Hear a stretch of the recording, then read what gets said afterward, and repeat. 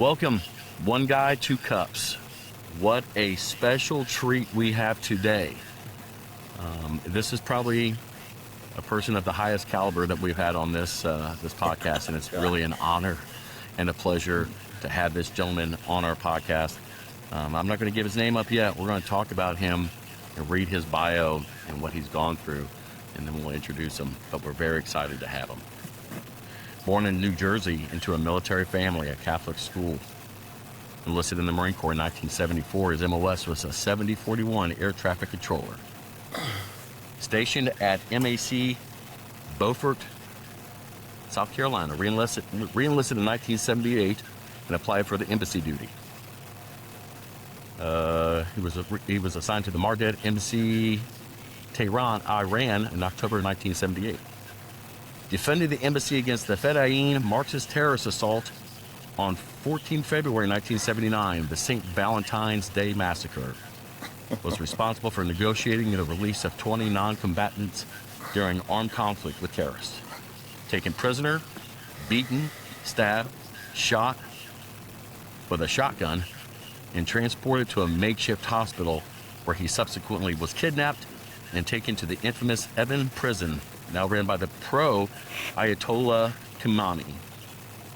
Beaten, abused, physically and mentally tortured for information and cooperation. Finally put on trial for murder for shooting insurgents at the embassy. And he's found guilty in an Islamic court under Sharia law. This is crazy. It's crazy. It gets crazier. He returns to the U.S. labeled as a hero for a selfless decision to trade his life for American civilian lives and his stoic stance against and resistance to torture and propaganda of his captors. He's reassigned to the MAG 49 NAS Willow Grove, Pennsylvania as an assistant air ops chief. 1982 transfers to Marine Corps Reserve Forces. 1982 to 83 FAA air traffic controller trainee. 83 to 85 a U.S. Postal Service. 86 to 92 federal officer for the U.S. Department of Energy, Transportation Safety Division, Nuclear Couriers, and Fixed Site SWAT officer.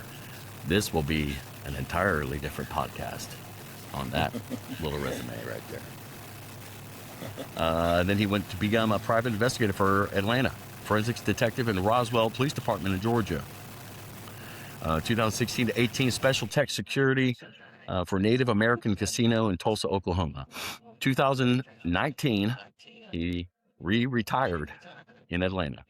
His military awards include Purple Heart, Navy Commendation Medal, POW, Combat Action, Marine Expeditionary Medal, Good Conduct, Second Award, Humanitarian Service Medal, Meritorious Unit Citation, and the PA Cross of Valor. Let me be the first to introduce to you today, Mr. Ken Kraus. Sir, thank you for being on our podcast today. That is quite the resume and bio for a gentleman of your caliber. That's pretty crazy. Good morning, Steve. Thank you very much. I appreciate it, sir. It's an honor to have you on here. We've talked for a little bit before we did this podcast over a couple of weeks, and you wrote a book, and the book is called The Marine Endures Hell. Special edition. I'm not a reader, and we talked about this the other day. I have ADHD, so for me to read a book takes an act of God for me to keep my focus on a book to get through like the first paragraph, because I think about who invented the question mark and why does pepperoni taste so good on pizza. But I'll tell you what, I read this book, and from page 1, you can't put it down. It's a story that is insane. And I would like to discuss this book today with you. Give me some of the details on some of the things that happened. But first, I want to ask you this. This experience happened in 1979. And then you decide to write a book. How did that come to fruition for you to make that happen? Well, Steve, over the years, how do you read me, by the way? I read you good. Okay. Well, that's 47 years ago. And basically, after the events happened and they kind of closed up again and got quiet in the Middle East, people kind of forgot about it until the hostages got hit again at the embassy. 444 days with Jimmy Carter. Um, Shortly thereafter, whenever it was on the news or anything happening over in the country of Iran itself, it always piqued my attention. Uh, Plus, at the same time, you got to remember that there was no internet back then in '79. Okay, Right. no internet. There was no live stream, nothing like what you have today with the cell phones in your hand. So you had to see what was on television. Walter Cronkite, and people like that. There's only 3 or 4 types of news channels and media outlets. So as you would hear it, either on the news, if you were paying attention, or reading in the newspaper, uh, it kind of brought me back through what I'd say post-traumatic stress. At the time, we didn't realize what that was. Now, when this went down, this first assault on the embassy, it was 1979. That was only barely 4 years past Vietnam. We lost Vietnam in Saigon when it fell, 1975. I think it was April 75. So this is 79, and it's just 4 years difference.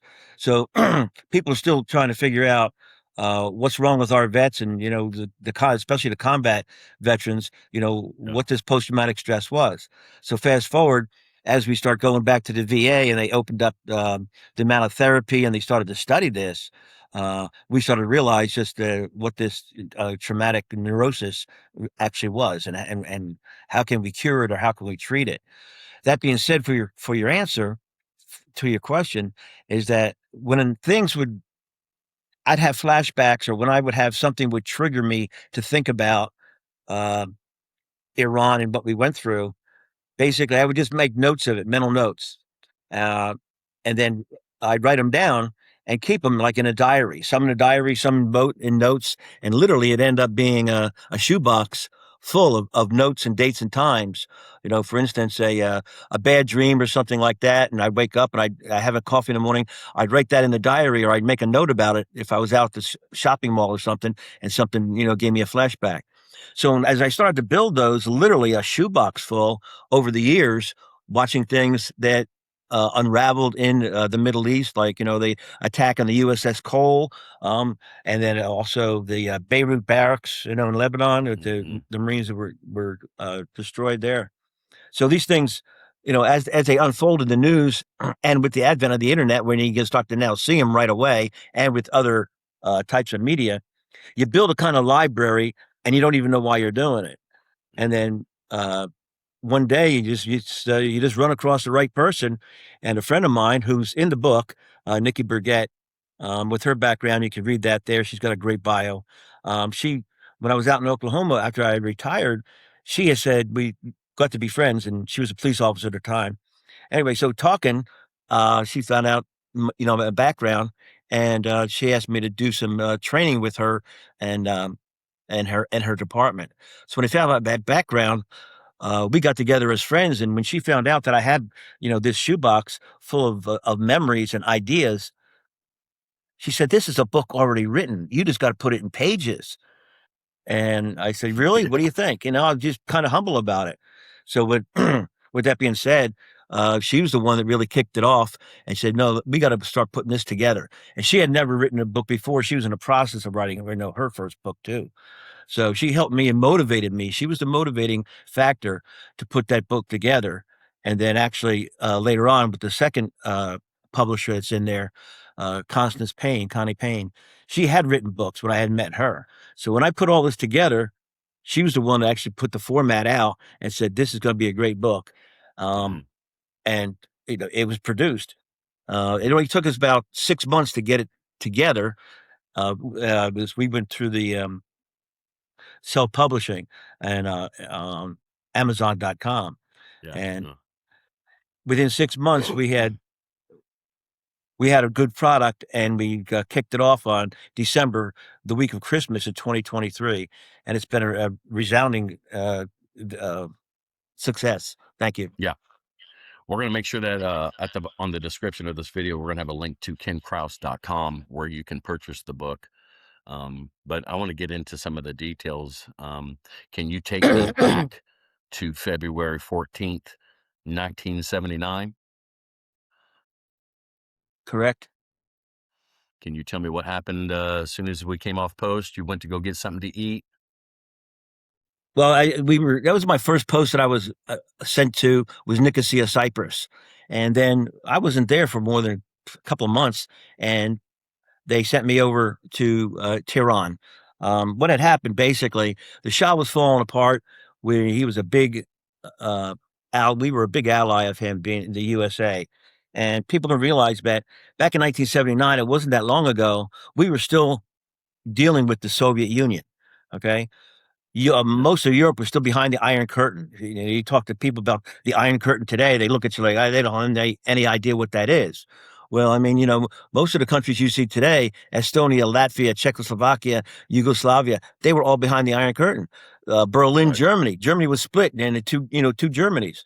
And most of the people that are listening to this podcast probably will listen back if they're 40 years or older. They're going to say, "Yeah, it wasn't that long ago." So basically, Hmm. when we're dealing with Russia, Iran, which basically is, for the most part, modern day Persia. When you look at it and you look back and you look in your Bible, look in your history books, Persia, it's exactly what you're talking about. Um, and even though it's in the Middle East, it's a very huge country. I'll give you an idea of the size of it. It's 2.5 times the size of Texas. You could barely drive across Texas in one day, so it's Right. huge. Yeah. And That's a it's big boy. Yeah. monster. And it's got and it takes up it it hooks up with Asia and with Europe at the same time, and it's a very diverse amount of a different type of people and tribes. So, Yeah. that being said, it was a very important ally uh, against Russia at the time. We were working on the SALT, Strategic Arms Limitations Treaties, about reducing the amount of nuclear weapons. We just kept building nukes and building nukes and building nukes, and just how many nukes are you going to build? You're only going to get about 500 to 1,000 off, and then there's going to be no planet. So why Right. why make 55,000 when you're only going to shoot 1,000? Yeah, you get Overkill. it's beyond that. So, and they're not cheap. Plus, the more you make, the more you got to find a place to put them. Um, Yeah. so it's like that. Remember the old adage with trust but verify. Well, some of the things that happen is that people don't realize, but they will have to admit. Every embassy in the world, not just Americans, but every embassy in the world has intelligence people in it. Okay. And we're no different. Everybody spies on everybody. They spy on their friends. They spy on everybody. And that's just the way it is. Okay. But bar none. It does even the Swiss, the embassy. They're some of the best spies in the world. I'm not kidding you. Yeah. Anyway, Yeah. so yes, yeah. So basically, it's in Tehran, in the major city, capital of Iran. We got it's the CIA listening posts. We have them up in the Ellsberg Mountains, surrounding the Caspian Sea there. That area there was a high-tech area for that Russia launches a lot of their and tests a lot of their nuclear weapons and their missiles, kind of like, Cape Canaveral or Cape Kennedy, whatever they're calling it this year. I don't know. But very similar to that. And out in the Yeah. desert where we explode in Nevada and where we, blow all kinds of stuff up out there where Yeah. the people don't think what they're looking. So this is a very important area, militarily wise, and for the most part, you also had a lot of American, excuse me, a lot of American businesses over there. Bell and Howell, Sikorsky. I mean, all kinds of. You got Russ Perot, as a matter of fact, the little guy down there in Dallas. Hmm. Years ago, he had hit EDS, Electro Data Systems, computerizing, all of Iran. So it was a rich country that we had a lot of background in and a lot of interest in over there for in a lot of different reasons. And during the middle of that civil war there, you had a guy by the name of the Ayatollah. Now, there's Ayatollah is a title for in the Sharia law. It's kind of like a bishop or something like that in the church, if you can draw an analogy. So this guy here just not getting along with the Shah. He wants to revert the modern day Iranian people in the Western culture back to Sharia law, 600 AD or something like that. Basically Hmm. turn it into a theocracy, a government run, on religious laws. and that's what actually caused the problems in that country. And of course, you're going to have a lot of agitators that are, pro-Russian and anti-American, anti-Israeli, and so it's fomenting, a lot of problems there. And when it got to be too dangerous for people to stay in there, they started pulling Americans out. It got to be a security nightmare for the regular Marine security guard detachment that was there. The mission that's there, when you call it a diplomatic mission, it's a 27-acre compound, and it's a very large one. It's one of the larger, nicer ones that we have in around the world, and so they needed more. They needed to bolster the more Marines up. They only had 12 Marines that were there, basically. So before it became an agitated threat, there was no generic threat, at any kind over there. But as the Civil War, the people that were pro Khomeini were actually anti-Shah, and now you have a civil war. And as much as you can think back to the Civil War that we had in this country, how terrible it was, divided families, divided friends, divided brothers, fought Yeah. against each other. Very similar over there.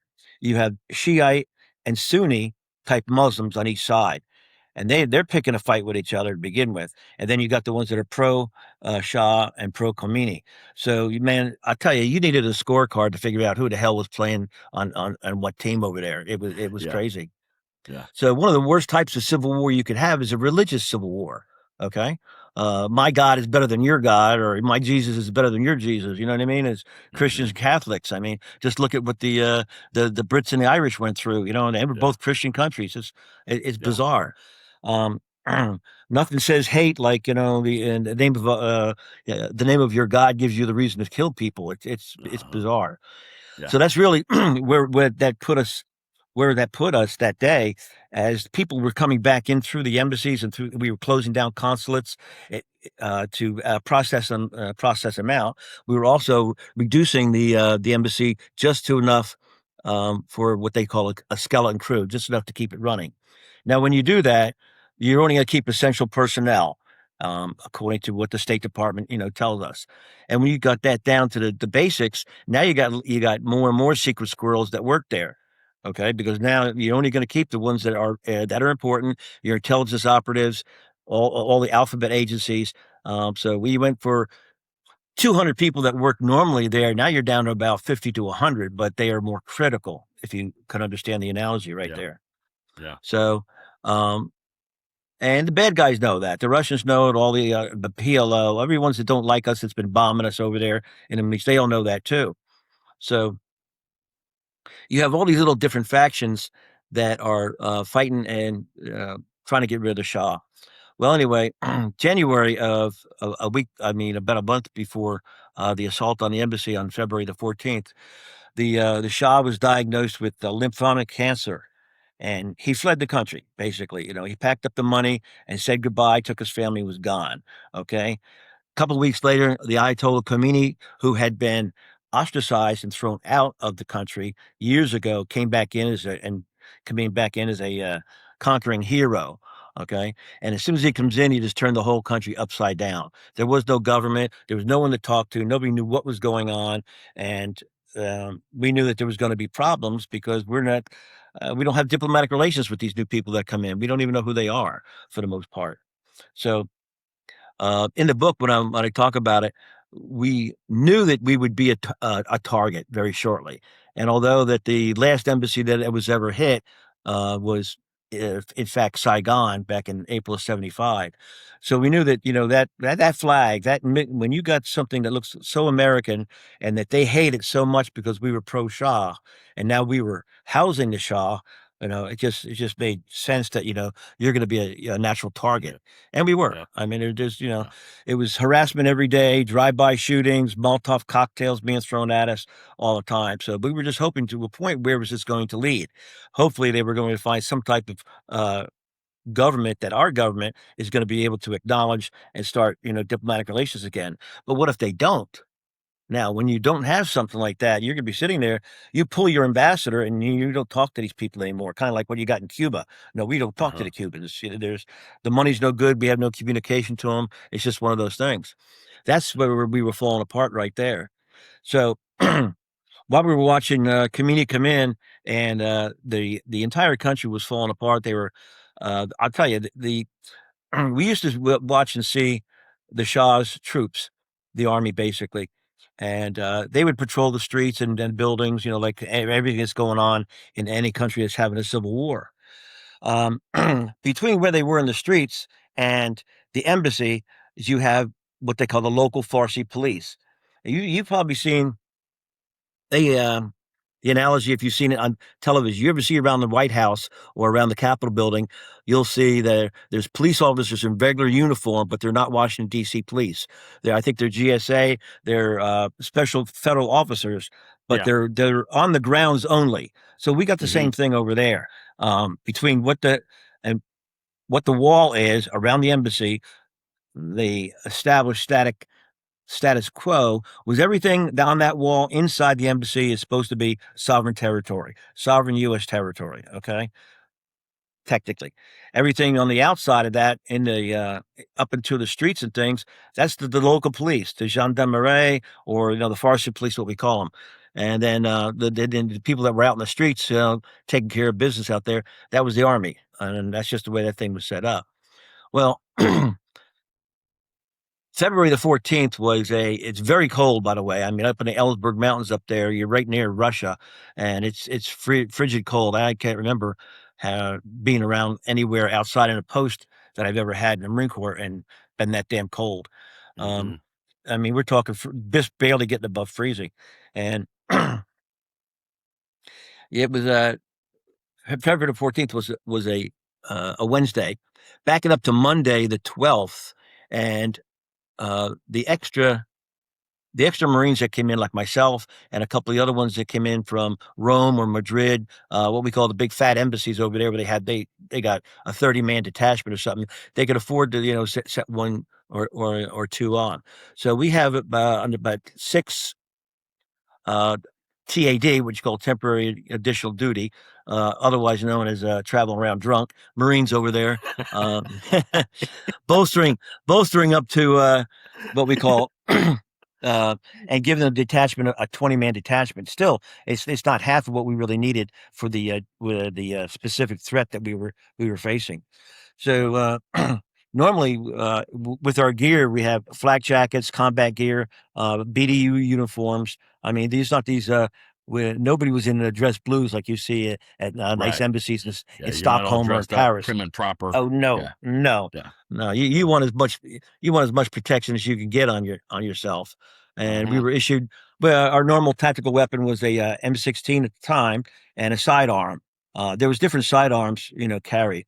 Some had pistols and some had semi-automatic weapons back then. They remember it was 1979. All the fancy guns that people had weren't around at that time. Right. So Monday came through, and when we reported to the armory to pick up our weapons, they had taken our M16s away and gave us shotguns, 870 Remington 870P folding stock shotguns. I mean, that's just absolutely bizarre, Steve. Why? Why? Oh, hey, wait, hey. Well, that's one of the first questions out of our mouths. Like, what the why?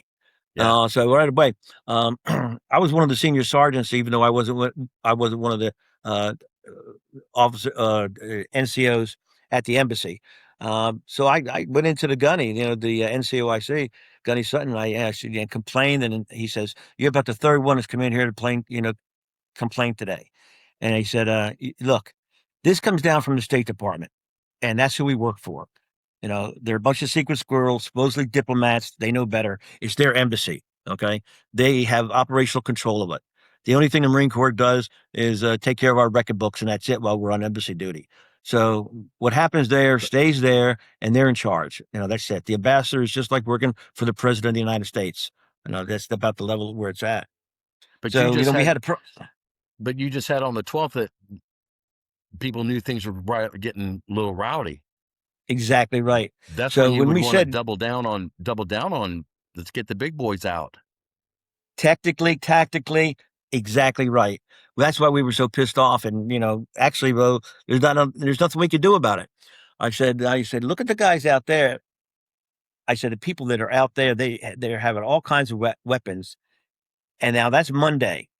The next day, we find out that the Jamshidi military compound, which is basically the American army, and they call it the Amish bag. The American army had advisors to the Shah's army, of course, against Saddam Hussein over there in Iraq and the Russians. Okay, so we have a lot of military personnel all over the country, and they work out of our embassy naturally. Are you still there? Yeah. Can you hear me? Okay. Oh yeah. So with that being, the next day, Tuesday, we get reports that the Jamshidi military compound has been taken over. It's basically an army barracks that had just capitulated. They walked out. I've never seen anything like it.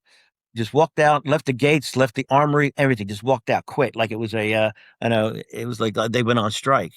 Uh-huh. So that gave all the insurgents out there access to immediately most of the weapons they carried because they were not NATO, but they were a friendly NATO country. They were buying Belgian FN G3 rifles, 30 calibers, 308s. Okay. And we knew that. I said, oh, that's great. Now you got these animals out there that hate America, just itching to come after us. Okay. And you've just given them everything they need. Now you're talking about a rifle in the hands of about 1,000 people. All right. Easily. And I said that they would have the rate of fire, the range of fire. We couldn't even Uh-huh. begin to engage them if it was such that, and Not with your again, little shotgun. a shotgun, if on a good day, if you had a rifled slug, you might have a 50-yard shot. 50 yard. Okay. Yeah. I mean, the shotguns were good for inside the buildings, down the hallways and close quarter battles. That's Yeah. fine. But, and again, the mission right there is just to keep enough of a deterrent that you don't want anybody attacking you. This is Right. before anybody's ever seen anything except for Vietnam. I said, these missions are just that, a diplomatic mission. They're not hardcore bases. There's Right. there's big gaps in the fences. You can look right Yeah. in it. Okay. It's Uh-huh. not meant to be a fire base or be fitted like one. It's a diplomatic mission. But our basic, main response would be to get to the Chancery building in any type of assault and lock that down. And we go into Alamo mode basically. And then you call the host country and hopefully they send some people, and you just write it out. And that's what Yeah. their book plan was per se. But I said, look, we knew something was coming, Steve. I said that there's just doesn't make any sense. So, um, excuse me.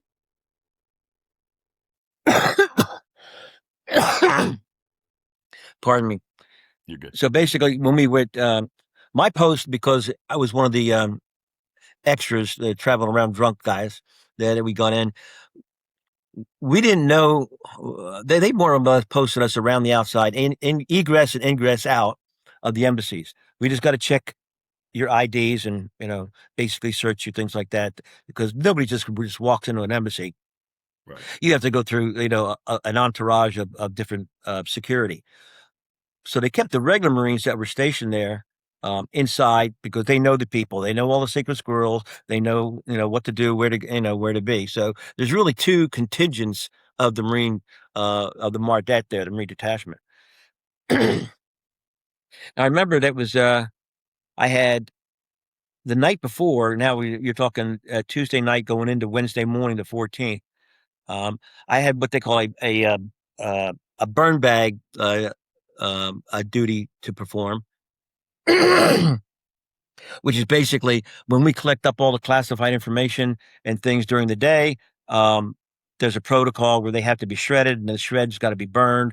And it's a long, tedious job. Nobody likes it. If you get put on Right. the burn bag, then you piss somebody off. Okay, the facts about it. Yeah, right. It's long, as tedious, and Yeah. anyway. So I really didn't get any sleep that night, and then I went on from, I'd say, from 1800 hours 6 till about midnight when we were done with the burn bag, and then from midnight all the way till 8 o'clock the next morning. So I was pretty tired, and Yeah. my post was in the rear, near a place called Caravanserai Restaurant. If you're reading the book, you're gonna have a way to pronounce that. It's Caravanserai, just to help you folks out. I was nowhere close to that. Right. So, and it's a part that it's not a critical gate, but it's a gate that can lead into the actual embassy. from the outside. Anyway, so I was on that guard at night, and then during the day they'll have two of us there. Okay, I'd be relieved, and then two would take the place. Well, I was relieved that night. Something was weird because there was no harassment that night. Normally they'd had drive by. You've seen the pictures of some of the folks that were they drive by, they shoot out the embassy, just harassment. Throw Molotov cocktails. We'd have to go put them, put those out so they didn't start a fire anywhere. And it was building up. It was funny because there was none of that night. That was the 13th over the morning of the 14th, which I was glad for, but it's just something that stands out that's not the norm. And I said, It was great, awfully maybe quiet. yeah, and the calm before the storm. Yes, And maybe sir. maybe it was just too cold or whatever. And so I was relieved the next morning by two Marines that are in the book there that I identify. And I went into the Caravanserai restaurant, had breakfast. Seen my little waiter friend. His name was Minachi, really nice guy. You couldn't have found a nicer, fun fellow. Just whoever paints Iranians as crazy or as mean, or these guys just the opposite. He'd give you the shirt off your back. He was just a Yeah. wonderful guy. Yeah. I'd enjoyed going and talk with him, trying to learn Farsi for a little bit. That's their language, and he'd practice his English on me, and it was great. Yeah. It was a great deal. Anyway, so had a nice breakfast that morning, and I went back out, and I brought it up to the attention of the Marines there. I said, "Yeah, it's really kind of quiet, no harassment." And he said it's radio quiet. It's quiet. You don't hear a lot of traffic out there on the streets around the embassy that you normally would, and it's the middle of the week, which is working. So when I had brought up the point earlier that the troops, we didn't see the Shah's troops either. And he said no. Normally by about 8 or 9 o'clock in the morning, they would be driving patrols with their armored vehicles. None of it. Didn't see any of them. And then it hit us. I said, "There's also no Farsi police out there on the sidewalks. Nobody's Normally around. nobody's around. What is Mhm. conspicuous by its absence, right?" So Mhm. we called post one, and the main post up at the embassy, notified them. They said, yes, they're already aware of it. The main gate has already said they got the same, type of atmosphere. What's up with that? So they're, turning it goes up the chain of command to figure out, what's going on, or at least let them know, so they can make a decision. And so I said, okay, fine. I did as much as I can. I'm dead ass tired. My belly's full, and I'm going to bed. Yeah. So Yeah. I got Yeah. I got I got 10 hours before I'm gonna be back on post again. So, Yeah. they had built an area over near what they call the Marine House, and, we were all quartered in there, 2, 3 Marines to a room, and, I remember distinctly, man, because you read it in the book, where I had just gotten down and sat down on my bed, and just took my helmet off, put my shotgun in the rack, and I was getting ready to turn off the radio when I sat back, and I'm still sitting with my flak jacket on, and these are the old Ninja Turtle ones with the, Yeah. what do you call it? It Thermals. had it was Kevlar, camouflage with Kevlar, but, it also had the ceramic plates in it. So it was a Uh-huh. heavy bear, but, I mean, Yes. if when you're getting shot at or sniped at, you want that thing wrapped around you, Yeah. you know? That's exactly what you want. We were lucky to have that. And I remember just laying back in my bed, very similar to just what I'm doing right now, and just getting ready. I said, I don't even want to doze off, but I'm too damn tired to get up. And just about the time I'm thinking about that, I think it's about quarter after 10 in the morning. We hear handgun fire. Now we haven't heard anything all day long or the night before. And if you've been around shooting ranges like I have, not just being in the military. It's just I've done it for a hobby. But being in the Marine Corps, you're gonna know just the sound of handgun. And I remember distinctly, and I put it in my book. I said, "Damn, that's awful close." So somebody's using a handgun probably on that compound or just outside the gate. So are we Yeah. getting? I'm waiting on the radio, and I said, "Okay, who the hell's shooting at each other?" Right? Because we had no report. Then all of a sudden we hear a loud crack of a rifle.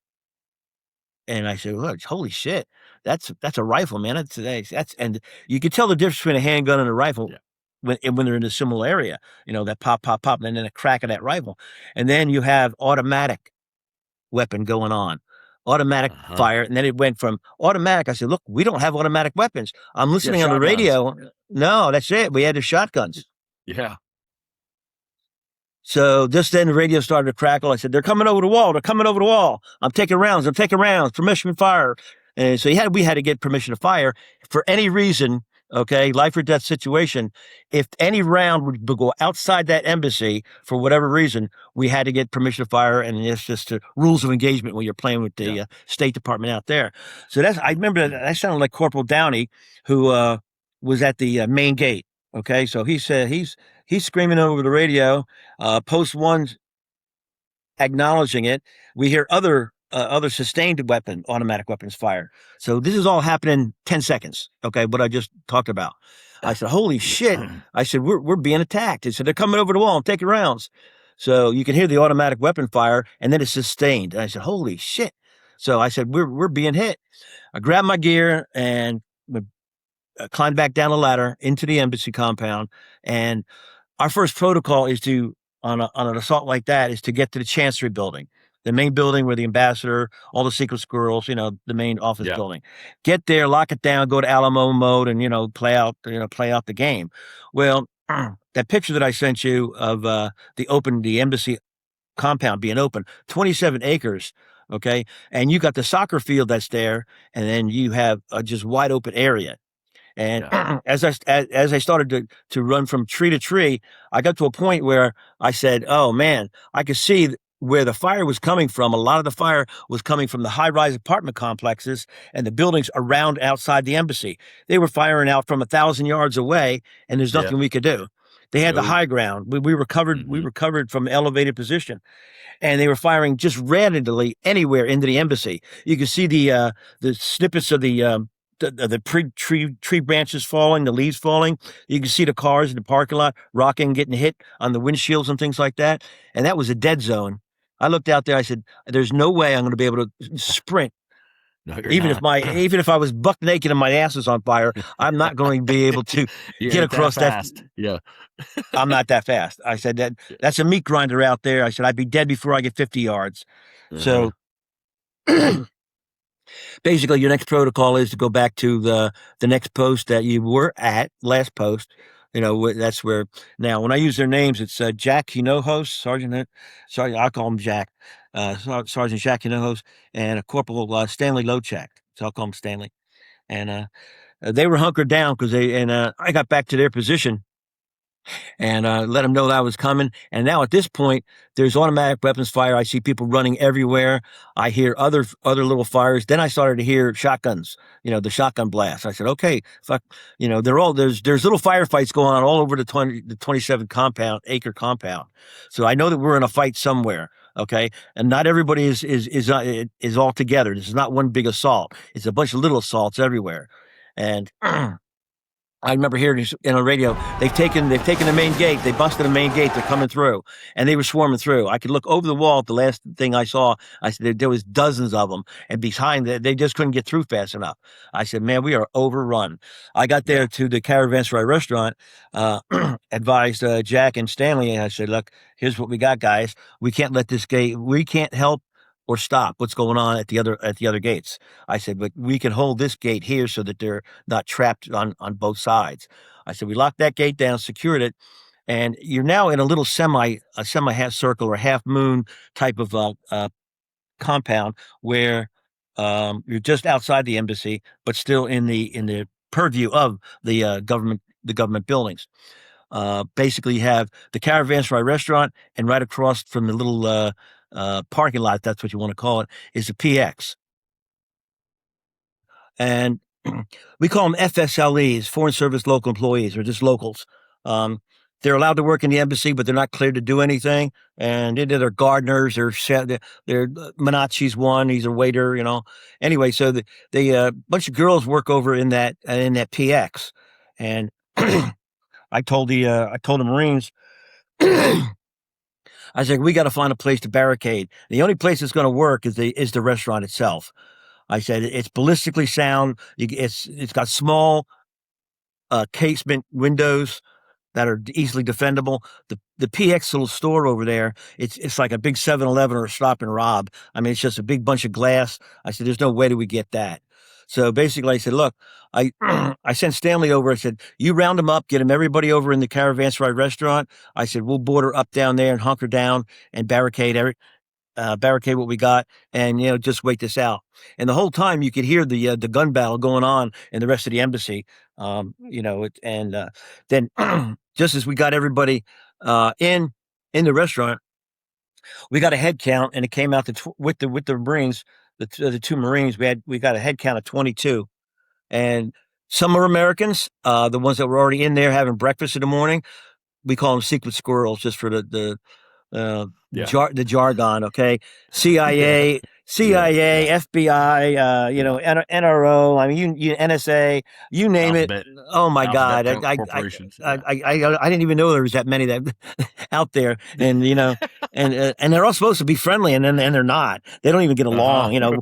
The Secret Service guys don't like the FBI guys. FBI don't talk to the CIA. I said, oh, it's a goat. It's a goat hump. Great winning team right there. Oh my God. Yeah. Everybody's angry. Well, I got more clearances and top secret shit than you got. You know what I mean? I said, yeah, I know. Get out of the way. Okay. Okay. I said, yeah. I said, you and all your knowledge and this and that, but I'm the one that's got the shotgun. So don't forget that one. Yeah. Yeah. Yeah. I'm the one protecting your ass. Yeah. So we boarded up the restaurant. And we took the head count. We had 22, and I said, okay, fine. I said, get the non-combatants. That's everybody. Get them back in the freezer area. That's the most ballistically, close place it could be. And it was quiet at that time. The automatic weapon fire had increased, and I said, what in the hell are they shooting at? We'd have been at it now for about 40 minutes, I'd say.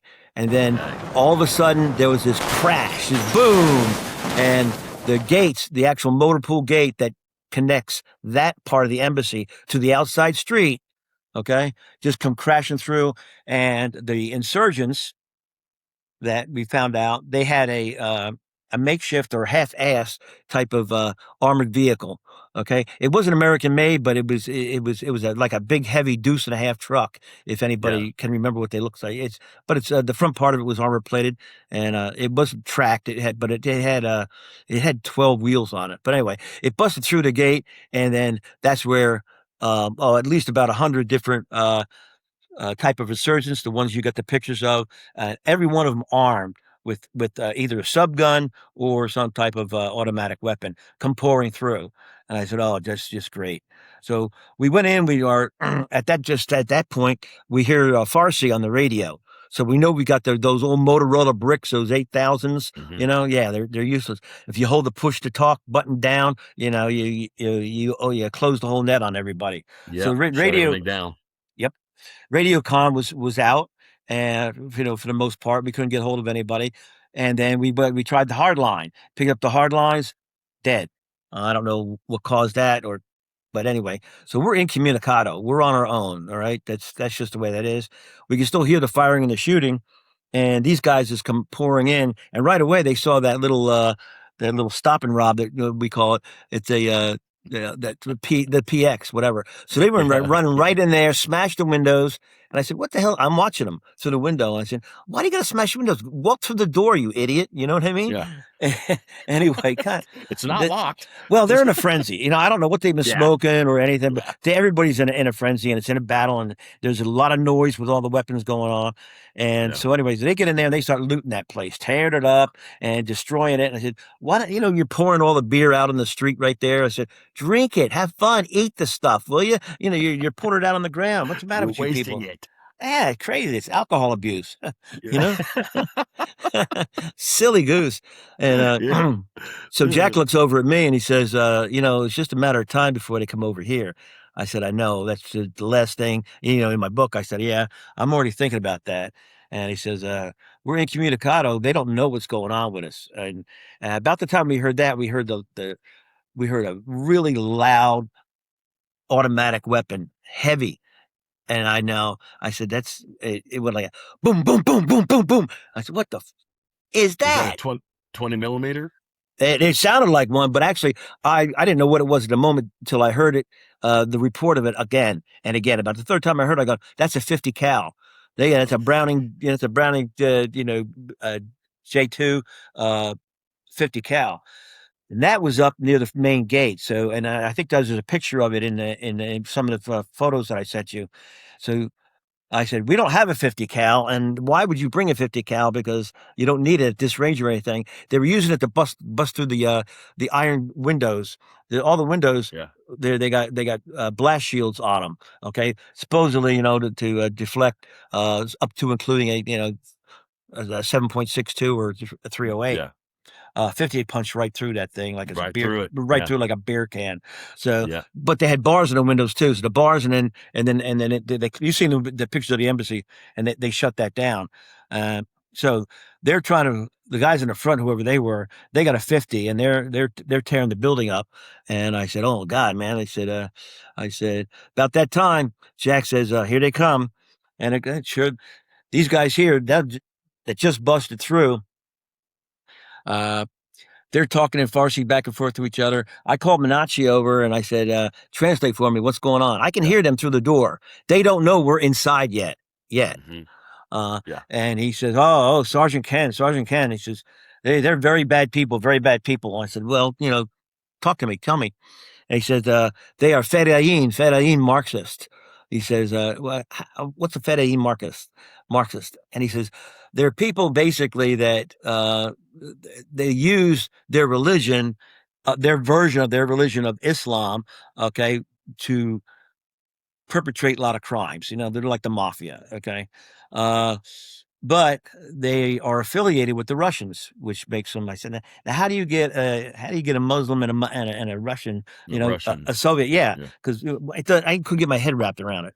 So he explained it to me. He said, no, basically they're just a bunch of pirates. If this was the Oh ocean, boy. these guys would be pirates. So anybody, he says if they get in here, he said they find you and the Marines. He says it's going to be bad for us.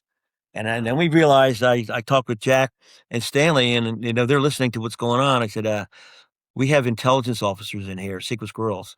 And he goes, yeah. And I said, if they get in here and they ID these people, Hmm. that's trouble. I mean, Can be bad. their lives are on the line. I mean, right Yeah. there. Yeah. And these guys had been in firefights, so they're loaded with bear for bear, buddy. You know. And Yeah. now they said it's weird because shortly thereafter that 50 opened up, it got quiet again, and it started subsiding, and there was hardly any shooting at all, just an occasional pop here, pop there, and I could just for the sound of it, couldn't tell from what part of the embassy it was coming. And I said, "Well, we're wondering if had they gotten through the compound. I mean, have they gotten through the to the Chancery building? If they have, then that'd be a heck of a gun battle right there. That's where the Hmm. shotguns would come in handy. We could fight them down the hallway door by door. Yeah. Just make it. We have tactics and we have stuff for them inside to Yeah. surprises. Yeah. But on the outside, no, we would have had M16s. We'd have creased the first guy or first 10 that popped their head up over the wall, blow their Yeah. brains out, and say, okay, who's the next one that wants to be brave? But Uh-huh. that's the Marine version and not the State Department version. Ha. Exactly. So anyway, uh, Jack had said, "Here they come," and sure as shit, they start walking around. They're trying to open the doors, and we got the doors barricaded. And I guess you could see through the shadow. The casement windows. They're about 8 inches square, and they're surrounded with cement, and they're three three panes thick, so they're kind of opaque. You can see if somebody moves inside or something, but you can't really make out or tell directly what it is in detail. So now they find out that we're in there, right? And now they want us. They don't know that we're Marines. They don't know we're armed. They just know that there's people that should be in there. It's a restaurant, and the store was left wide open, so it must be the same people in the store. So whatever I think it was, and they're trying to get in, and they're screaming in Farsi. They're assuming that we're Farsi. And that's where Menache's giving me a little bit more intel on them. And there's just nothing to do. I said, there's, sit and wait. And I said, talk to them. That tell them, that you got Americans and other people that are in here, and that's when they started having a little conversation. Basically, the conversation went, do you have Marines in there? Are there military, and do they have weapons? So they're basically talking with Menachem, screaming through the door, and they come to the conclusion that they know that we're in here now and that we're armed. So um, they demand us to come out. They demand us to surrender. We got together, the two other Marines, and we said, we got no orders to surrender.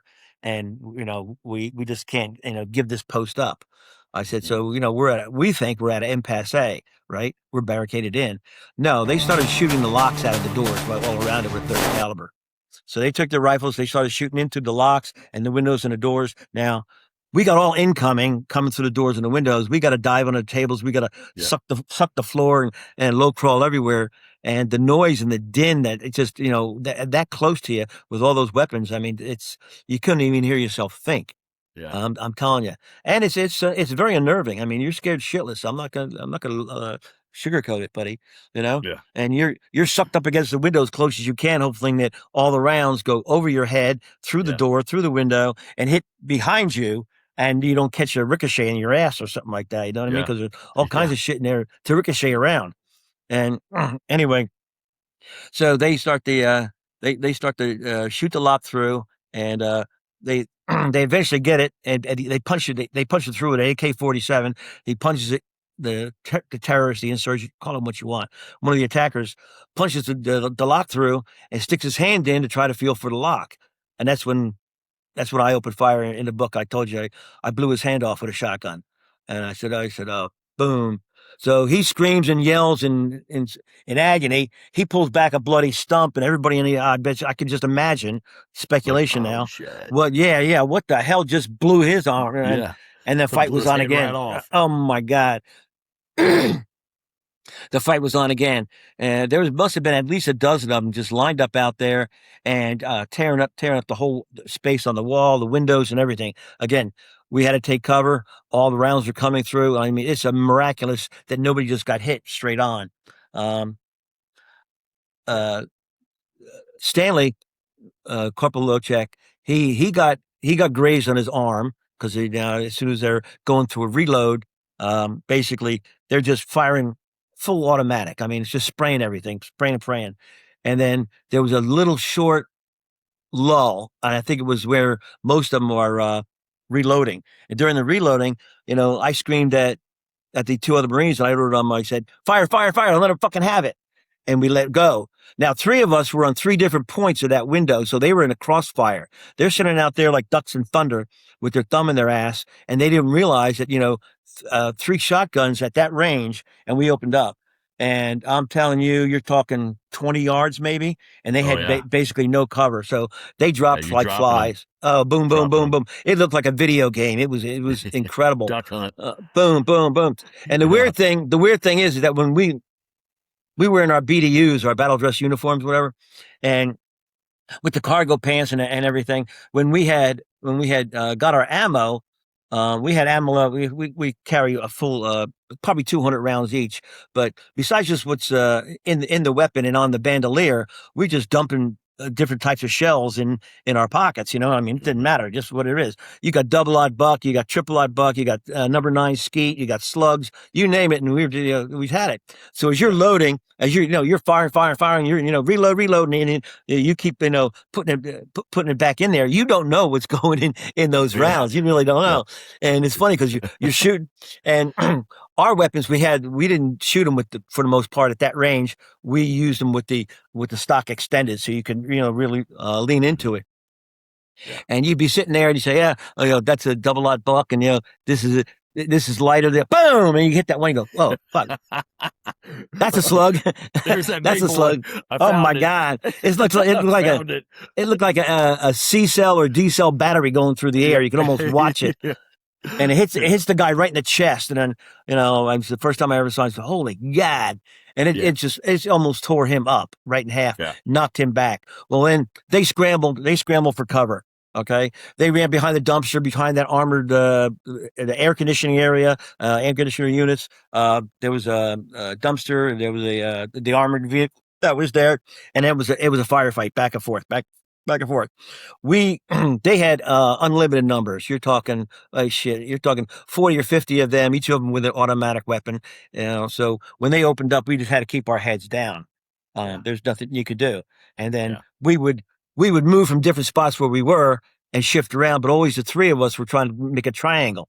2 or 3 times they assaulted us, and the 2 or 3 times we repulsed them back. But now we're running low on ammo. Okay. And I'm saying, okay, sit rep, what do we got? Like what I said in my book. And I'm saying, okay, how many rounds you got left? What's in your pistol? And I said, what do you got? And basically you're saying 1 or 2 more assaults and we're going to be out of ammo, buddy. That's it. Yeah. And then it's Stanley. Yep. It's CQB, close quarter battle. Yes, and he sir. says, so in the book, you see a little bit of, terror humor is what we call it. So how Marines just deal with the stress. Is that I'm saying, I had my K-bar on my jacket, my flak jacket, and I looked over it. I said, it's going to come down to cold steel, guys. I said they're going to get through that door, and it's going to be hand to hand. We looked at each other and we go, fuck. Mm-hmm. I mean, you can say you get trained in that, and then every year that even no matter what your MOS is, you go back through it. But man, there's a difference between actually taking a fighting knife, a bayonet, and sticking it in another human being, or slashing his throat, or sticking it in his heart and twisting it. I mean, that's and it gets to a point too, is that no matter how many you get, there's too many of them. They're going to overwhelm you. There's a bum rush you, and you're done. Yeah. And so I look over at Jack and I say, you got a knife? Now, Jack, I think he's from Brownsville, Texas, down near the Mexican border. And he's got a southern Texas accent with a Mexican vernacular that goes with it. It's funny as hell. And Stanley, he's from Boston. So he parks the car in the yard. So I'm trying to, and I'm from New Jersey, right? So I'm sitting there saying, and I said, yeah, I got this Tex-Mexican over here, and I got this Boston Bean guy up on the other side, and we're leveraged. So I look over at Jack, and I said, "You got a knife? Meaning a fighting knife?" And he goes, "I'm Mexican, man. What do you think?" I always carry a knife. Yeah. So I laugh and I go, "Good call." I look over and I said, "How about you?" And he goes, "No, but there's some real nice butcher knives in the kitchen." I said, "Go get you 1 or 2. Get one. And he did. He went in. He come back in a few minutes, a minute or so later. He had 2 of these, 12-inch. We call it. It would be today what we call OJ specials, but these are these are 12-inch carving knives. You know what I mean? Yeah. And I said, that's great. Now, what are you going to do with them? Where are you going to carry them? And he stuck them inside his belt. And I said, just don't lean over. You do that once. Once, yeah. That'll be self-correcting. So, so with that, so that's a little bit of humor there. And I said, basically, he says, by the way, Sarge, he's addressing me. Jack's addressing me. And he says, you realize this building's made out of wood, right? I said, yeah. They said, it makes a hell of a bonfire. Now that was a very thought. Yeah. If we can hold them at bay until whatever happens out, they torch it, they'll cook us inside. It'd be like, at that time it hadn't happened, but I mean, imagine what you've seen in 9/11, right? People couldn't stand it, and so they jump out 100 stories to their death. 99.9% you're going to die, but it's absolutely 100% if you stay there and fry. It's so horrifying I can't even think about it. And it sounds real calm and cool because you're here 47 years later reminiscing about that. It wasn't so cool when you were there. No, it's very your mind is racing like crazy. I had been up for shit like about 24 hours. The adrenaline dumps are coming in and out. So that'd be horrible. And the realization of it's surreal. It's happening. So the real thing is that, and in the book I even talk about it. So when we're standing there having this little conversation, watching out the windows, we're not realizing that a couple of the secret squirrels and non-combatants were sticking their head out from where they were and listening to what was going on. And so when they hear how dire our position was, that just freaks them out. So we have to go in there, calm them down, control them, and they were crying.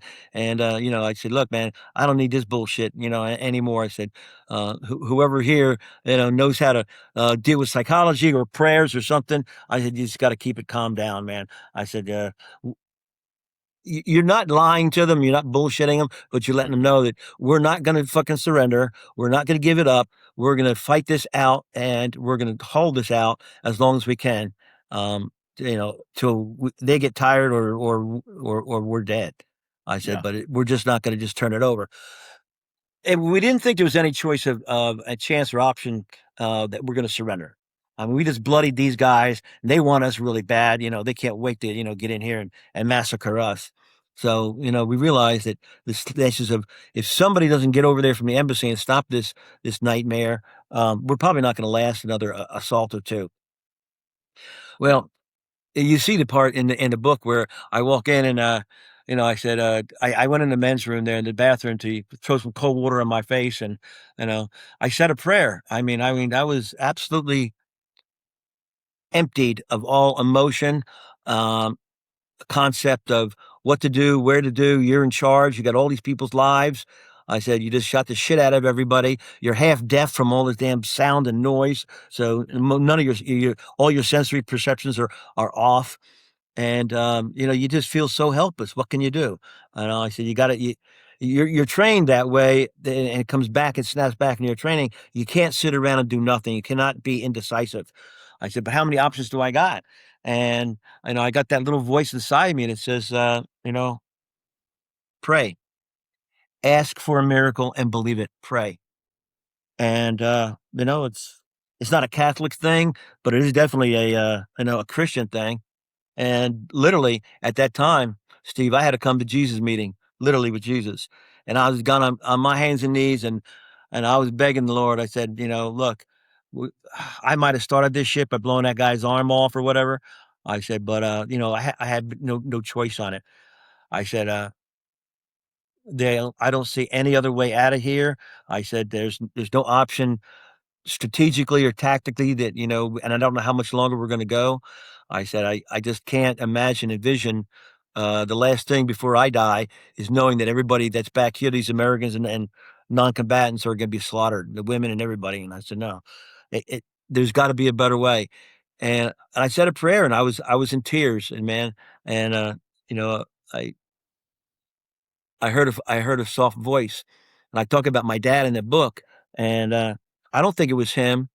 Uh, but whoever it was, you call it the Holy Spirit, that's who I think it was, uses my dad's vernacular, or because he passed away and we were close. And he called me Kenneth.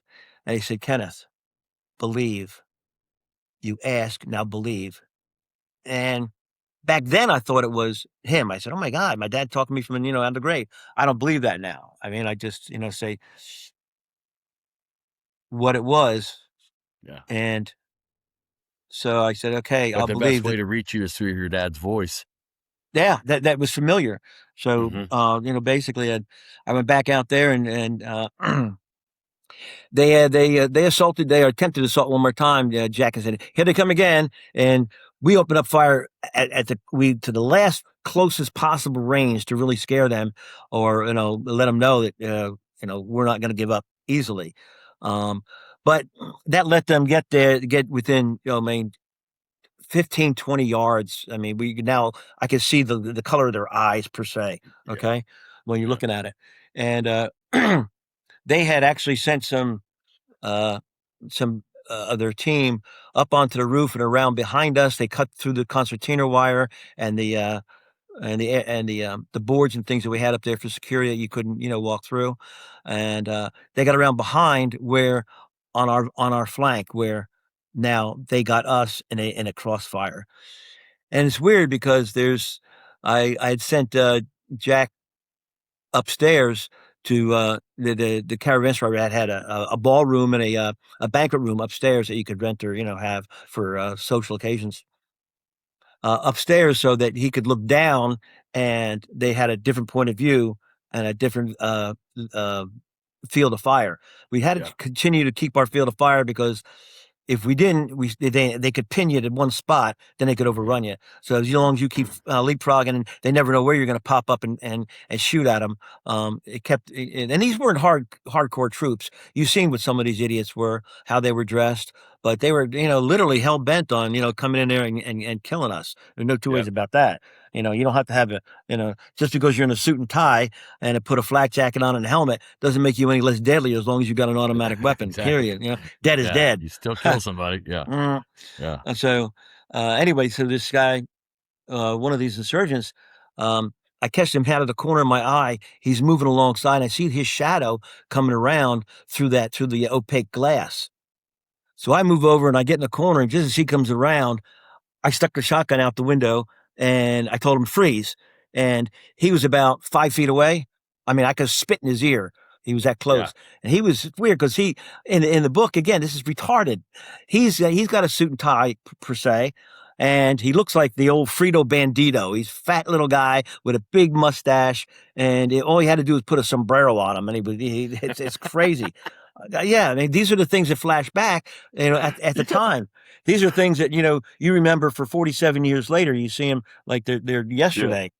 Yeah. And so, and the funny thing is he's got bandoliers of ammo across him that are 7.62, 308s, okay? That goes to some of the weapons that his buddy's got. But he's carrying a 9mm Uzi subgun. Okay. And so he had it down, but he had it basically, he was not ready to confront me when he came around the corner.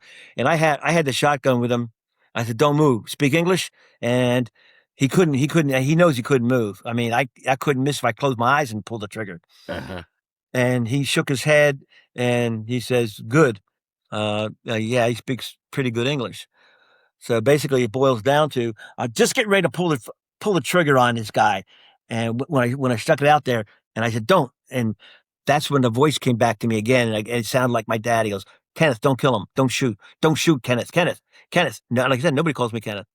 Like, just my dad. I said, what? Huh? And that's the only thing that's probably saved his life because he was so close. If that voice didn't go off in my head, I'd have decorated that wall with his brains. Yeah. And then it hit me, and he says, that's your meal ticket out of here. So I got him in passe right here. And I told him, I said, look, I don't know who you are, what you want. I said, but we're not going to surrender here.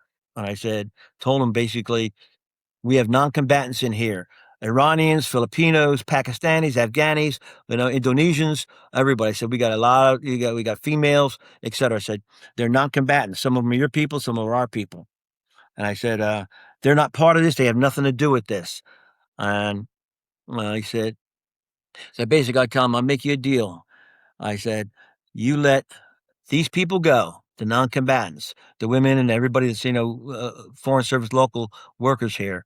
I said, they go out the back gate, the service gate. And I said, they go down the alleyway and they get away. I said, I will surrender myself, my Marines, and all of our equipment. You can have it. No more your people die. No more my people die. You get the victory. You're the big hero. And I said, that's the way it's going to be. Yeah. And I could see him. I can almost still see the look in his face. His eyeballs are moving like, should I take it? No. And I'm begging again. I'm praying. I said, oh, dear God, let him make the deal. Take the deal. Please take the deal. Because then he goes, and what if I don't? I said, I'm going to blow your fucking head off. You die. That's it. Yeah. Click, bang, you're gone. And I was just praying, oh, God, Steve, I was just praying that he takes the deal, man, make the deal. So he calls another one of the other guys over, and they don't call like this. They call with their hands down. Come on, bia, come on. And I learned that from Minachi when he says, yeah, come on in, bia, come on in. I got a table for you, So it's great. Yeah, it's just how it plays in there is just amazing. And you got. So I'm holding the shotgun. I said, you better hurry up and make your decision, buddy, because this shotgun's getting mighty damn heavy.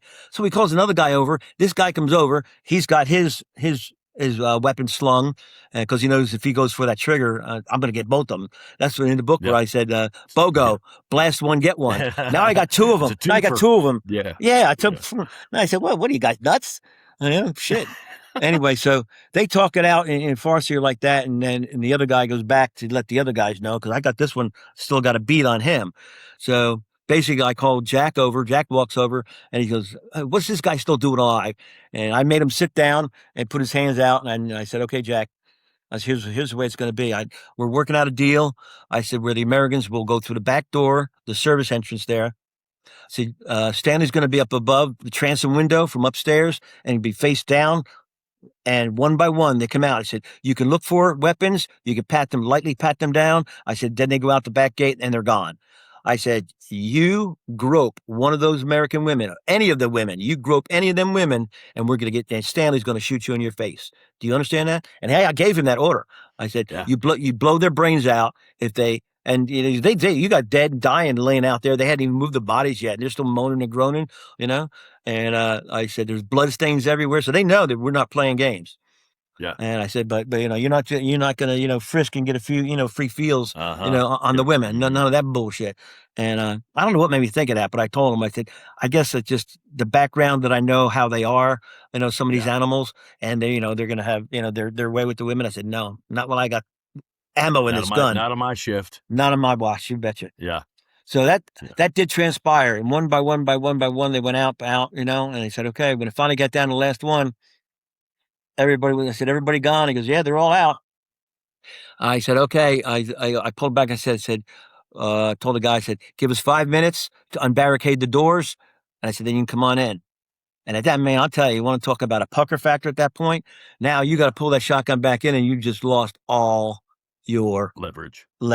Gone. Yeah. It's all gone. And so Stanley, he had a slight wound on his arm. Jack, he was having trouble with his eyes because a lot of glass had hit his eyes, and you can see his eyes are real cut up and look bloodshot. And I said, that's probably just some of that dust that got in his eyes. So I'm saying, shit, even if we had to fight it out, we're now, you know, Jack's almost useless. He's not going to be able to take out more than one or two. Stanley's not going to be able to take out more than one or two. I said, but it doesn't matter. Whatever's going to happen is going to happen. So we according to protocol, we busted up all our equipment. We're not going to let them have any of it. Snapped the radio antennas, separated them, took the shotgun shells, shoved them in places like the ice cream and, you know, places in the toilet bowls, took the covers off the toilet bowls.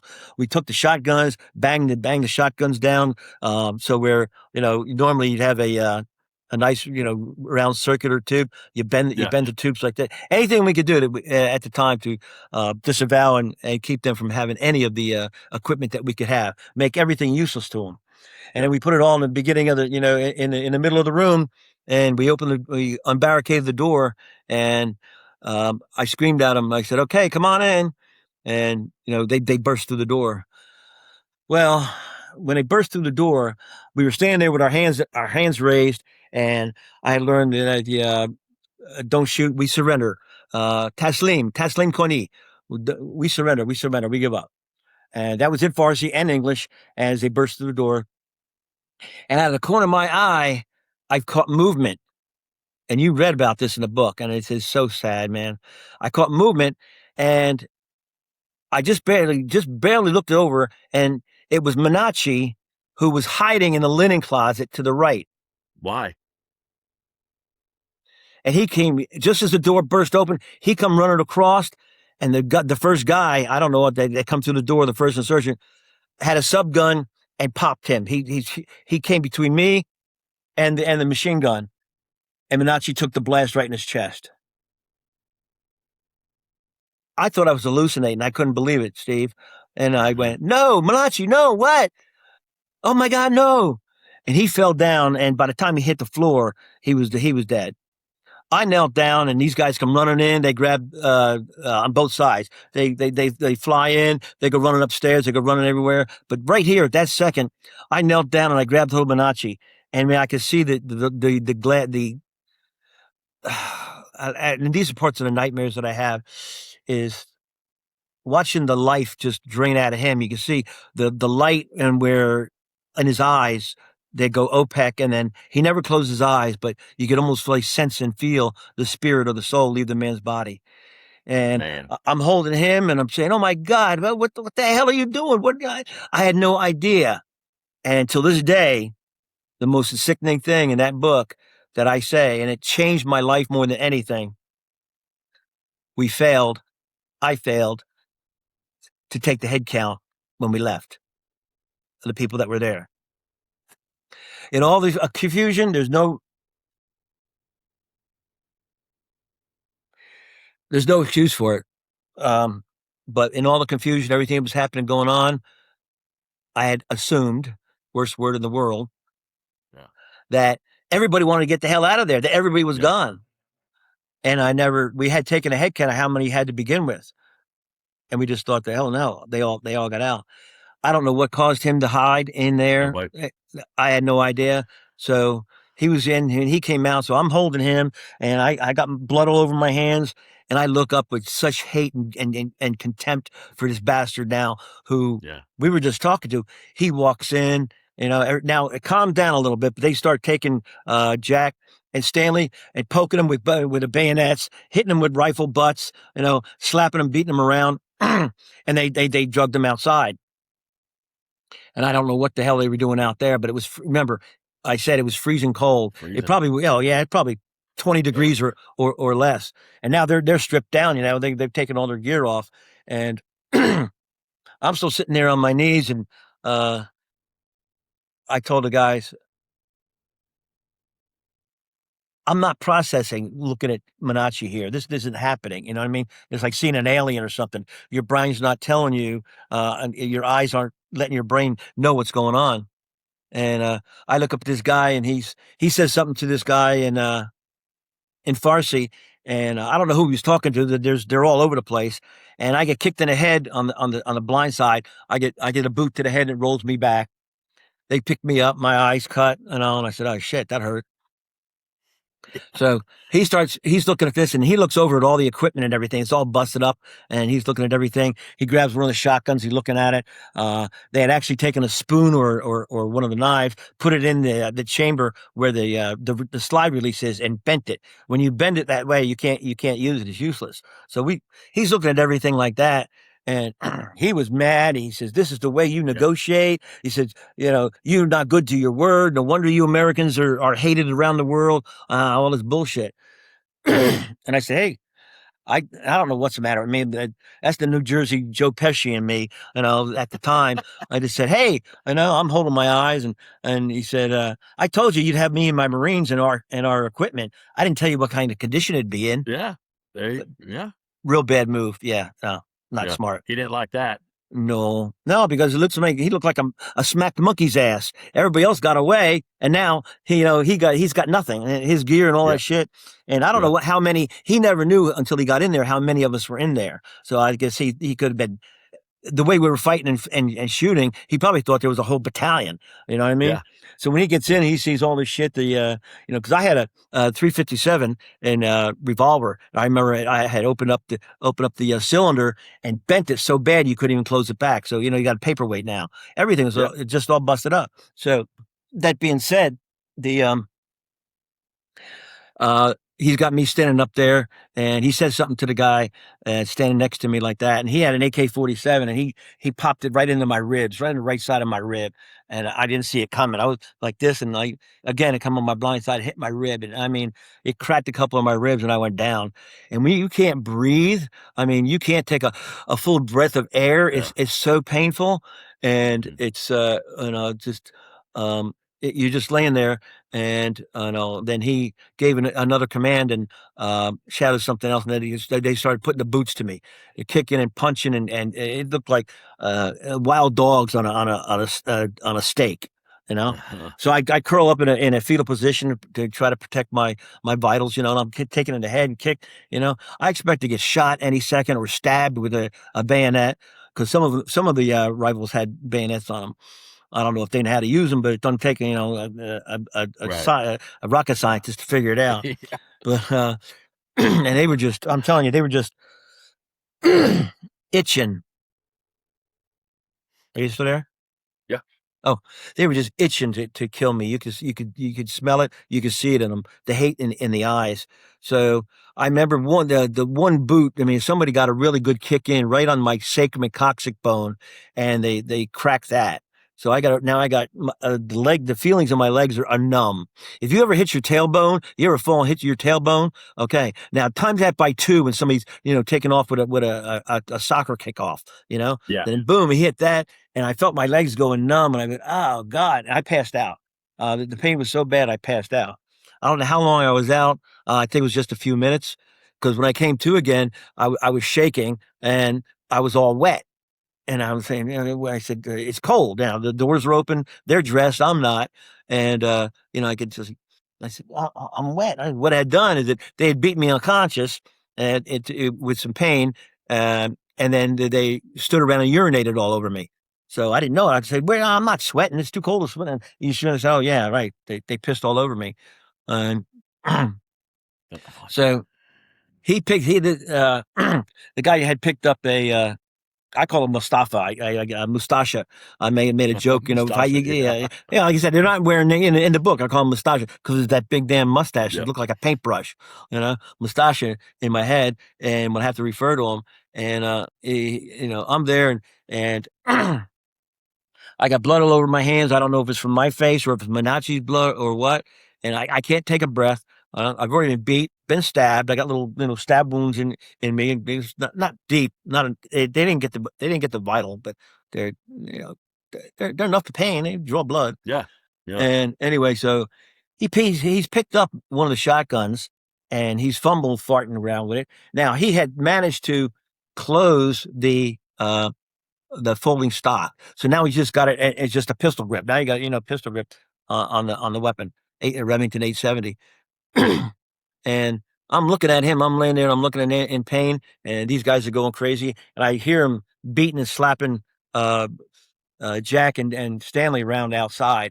And I'm just waiting for. I said, "Oh man, I hope to God I don't hear gunshots out there because I know they've been executed." And man, I was praying for that.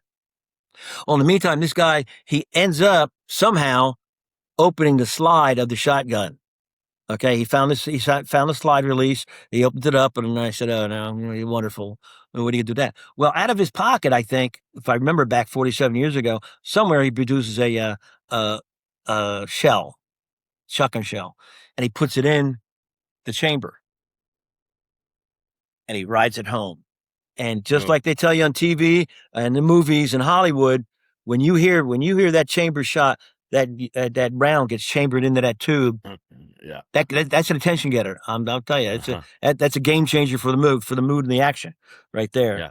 And then that maniacal look that I'll take it to my grave, but I don't want it to hope to God be the last thing I ever think I see. And I've seen it 100 times, if I've seen it once in my nightmares, is that maniacal stare, and it's so full of hate, the lasers in his eyes. I tried the best I could in the book to describe it. And he looks at me, and I see him with the hate. And then I get that voice again, and he goes, "Kenneth, you're going to get shot." And no, Kenneth, you're going to get shot. I said, "Damn, you're probably right." The funny thing is that he's looking down that tube, and I know it's my own freaking shotgun, because when I had Brayton the barrel down, there's a little nib on the front, there's a little bead on the front of it. Okay, that had been knocked off. So when I'm looking at it, it's all bent up now, and I can see the beads. I said, "That's to the voice, you're gonna get shot. You're gonna get shot." I said, "Yeah, that's my own damn fucking shotgun." What a bitch! Wow, this day's just getting better, and bam! That's what happened. I don't remember anything after that. I thought, till this day, I still don't remember that. I don't remember feeling anything. I do think, I believe, I recollect after 47 years, I felt a blast wave come over me. I'm out. I'm done. Stick a fork in me. Where did the round hit? I don't know. I mean, where I got hit. Yeah. Okay. Well, that's good. I'll digress a little bit with that too, because later on that, obviously I, survived. What had happened is that we've gone over this about a dozen times. When I mean firearms instructors, Remington people, federal agents up there, and the that use shotguns all the time. Everybody wanted to know, how could he be less than 15 feet away from you and hit you and not kill you and not split you in half? Exactly. We went over this again and again and again. We tried dummies. We tried everything. Later down the road, years down the road, ATF guys, they wanted to say, hey, this is weird, this, one of the other podcasts they've had. And I said, hey, we'd like to go out there and try this. Like, yeah, well, you get a mannequin and shoot him. You ain't shooting me again, right? Anyway, a lot of Yeah. a lot of factors played into it. And overall, the different experiments we've had, it seemed that for one, we don't know what type of round it was in there. Was it double-aught buck? We know it wasn't a slug. Okay, obviously. And so whatever it was, even some of the pellets they picked out of me later, they looked like a number 4 or maybe number 6. Still enough to blow your brains out. It's a combat load. Okay, it's not like rock salt. It's not like rock salt. Yeah. Anyway, so basically they had said, look, he was here, he was this way, and we shoot again, and it says, well, he's holding a pistol grip, so he does not have the stock extended. He's not leaning into it like you normally do with a shotgun to take the recoil. Boom, you take the recoil, let that come back, then rechamber, boom, boom, rolling thunder. Okay, he had no clue. So one, he's got that pistol grip, he's just holding it like a jackass.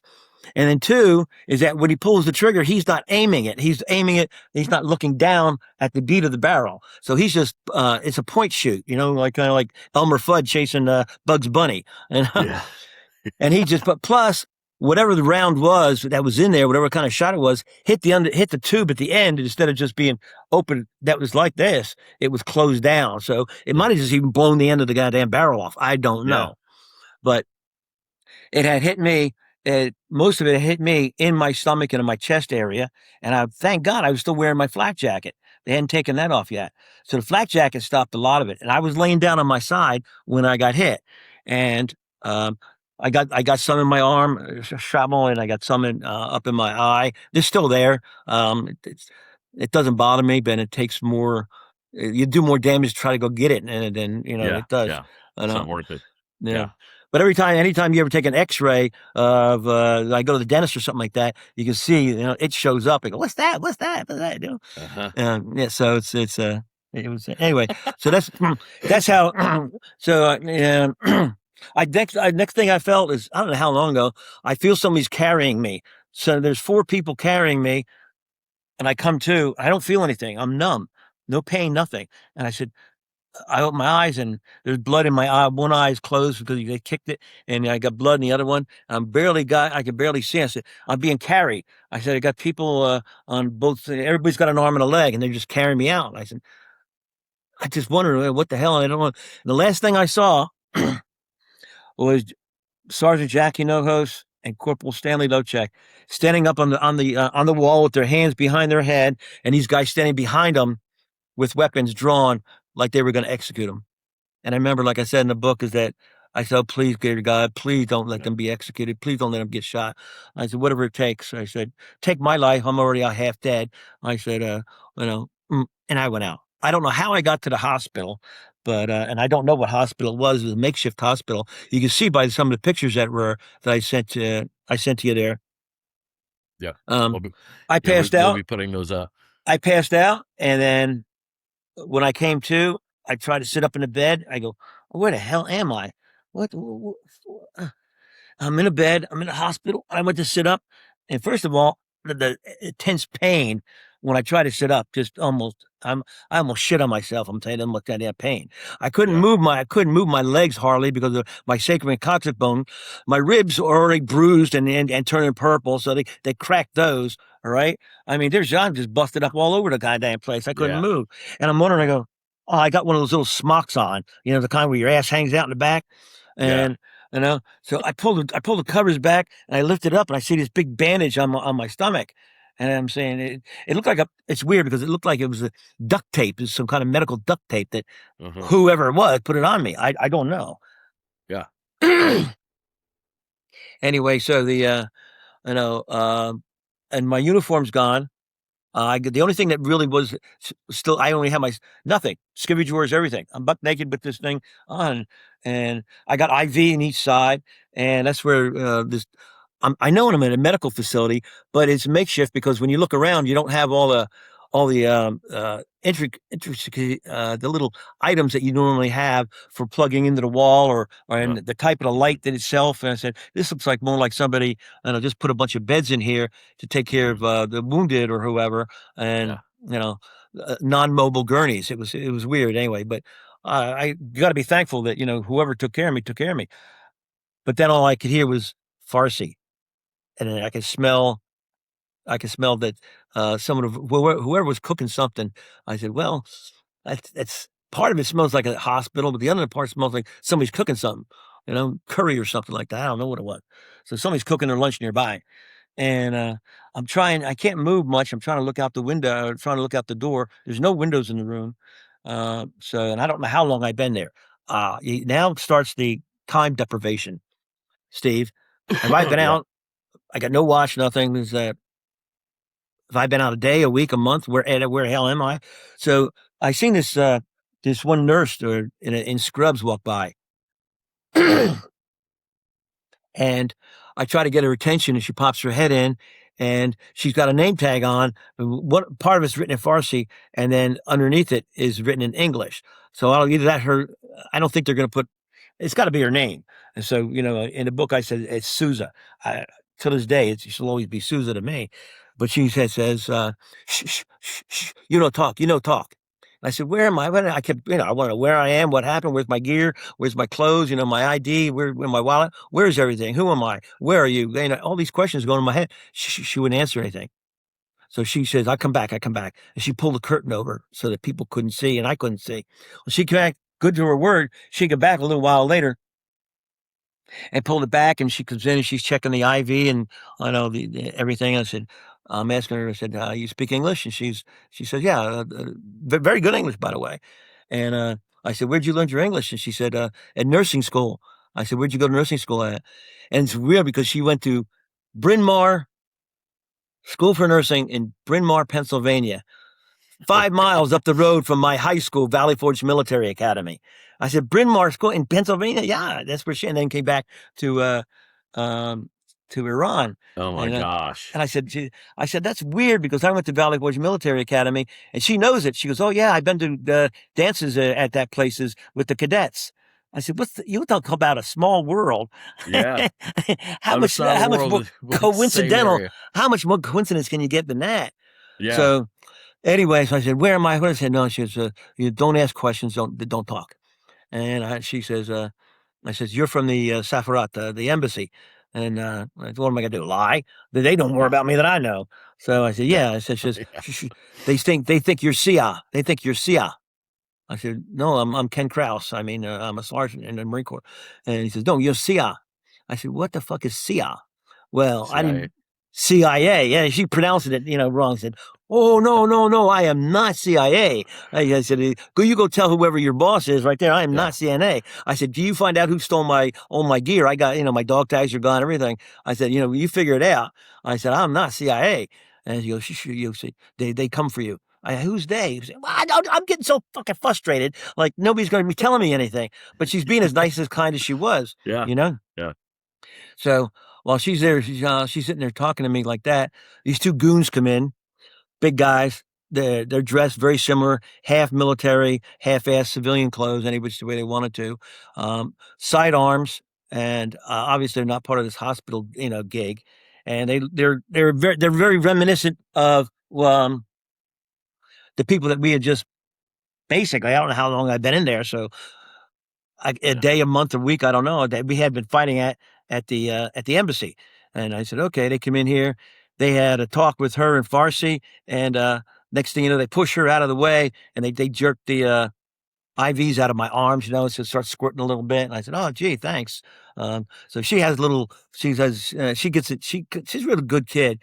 She pushes them back again, and they said something in Farsi, but basically I think they said, fix him up. He's going with us.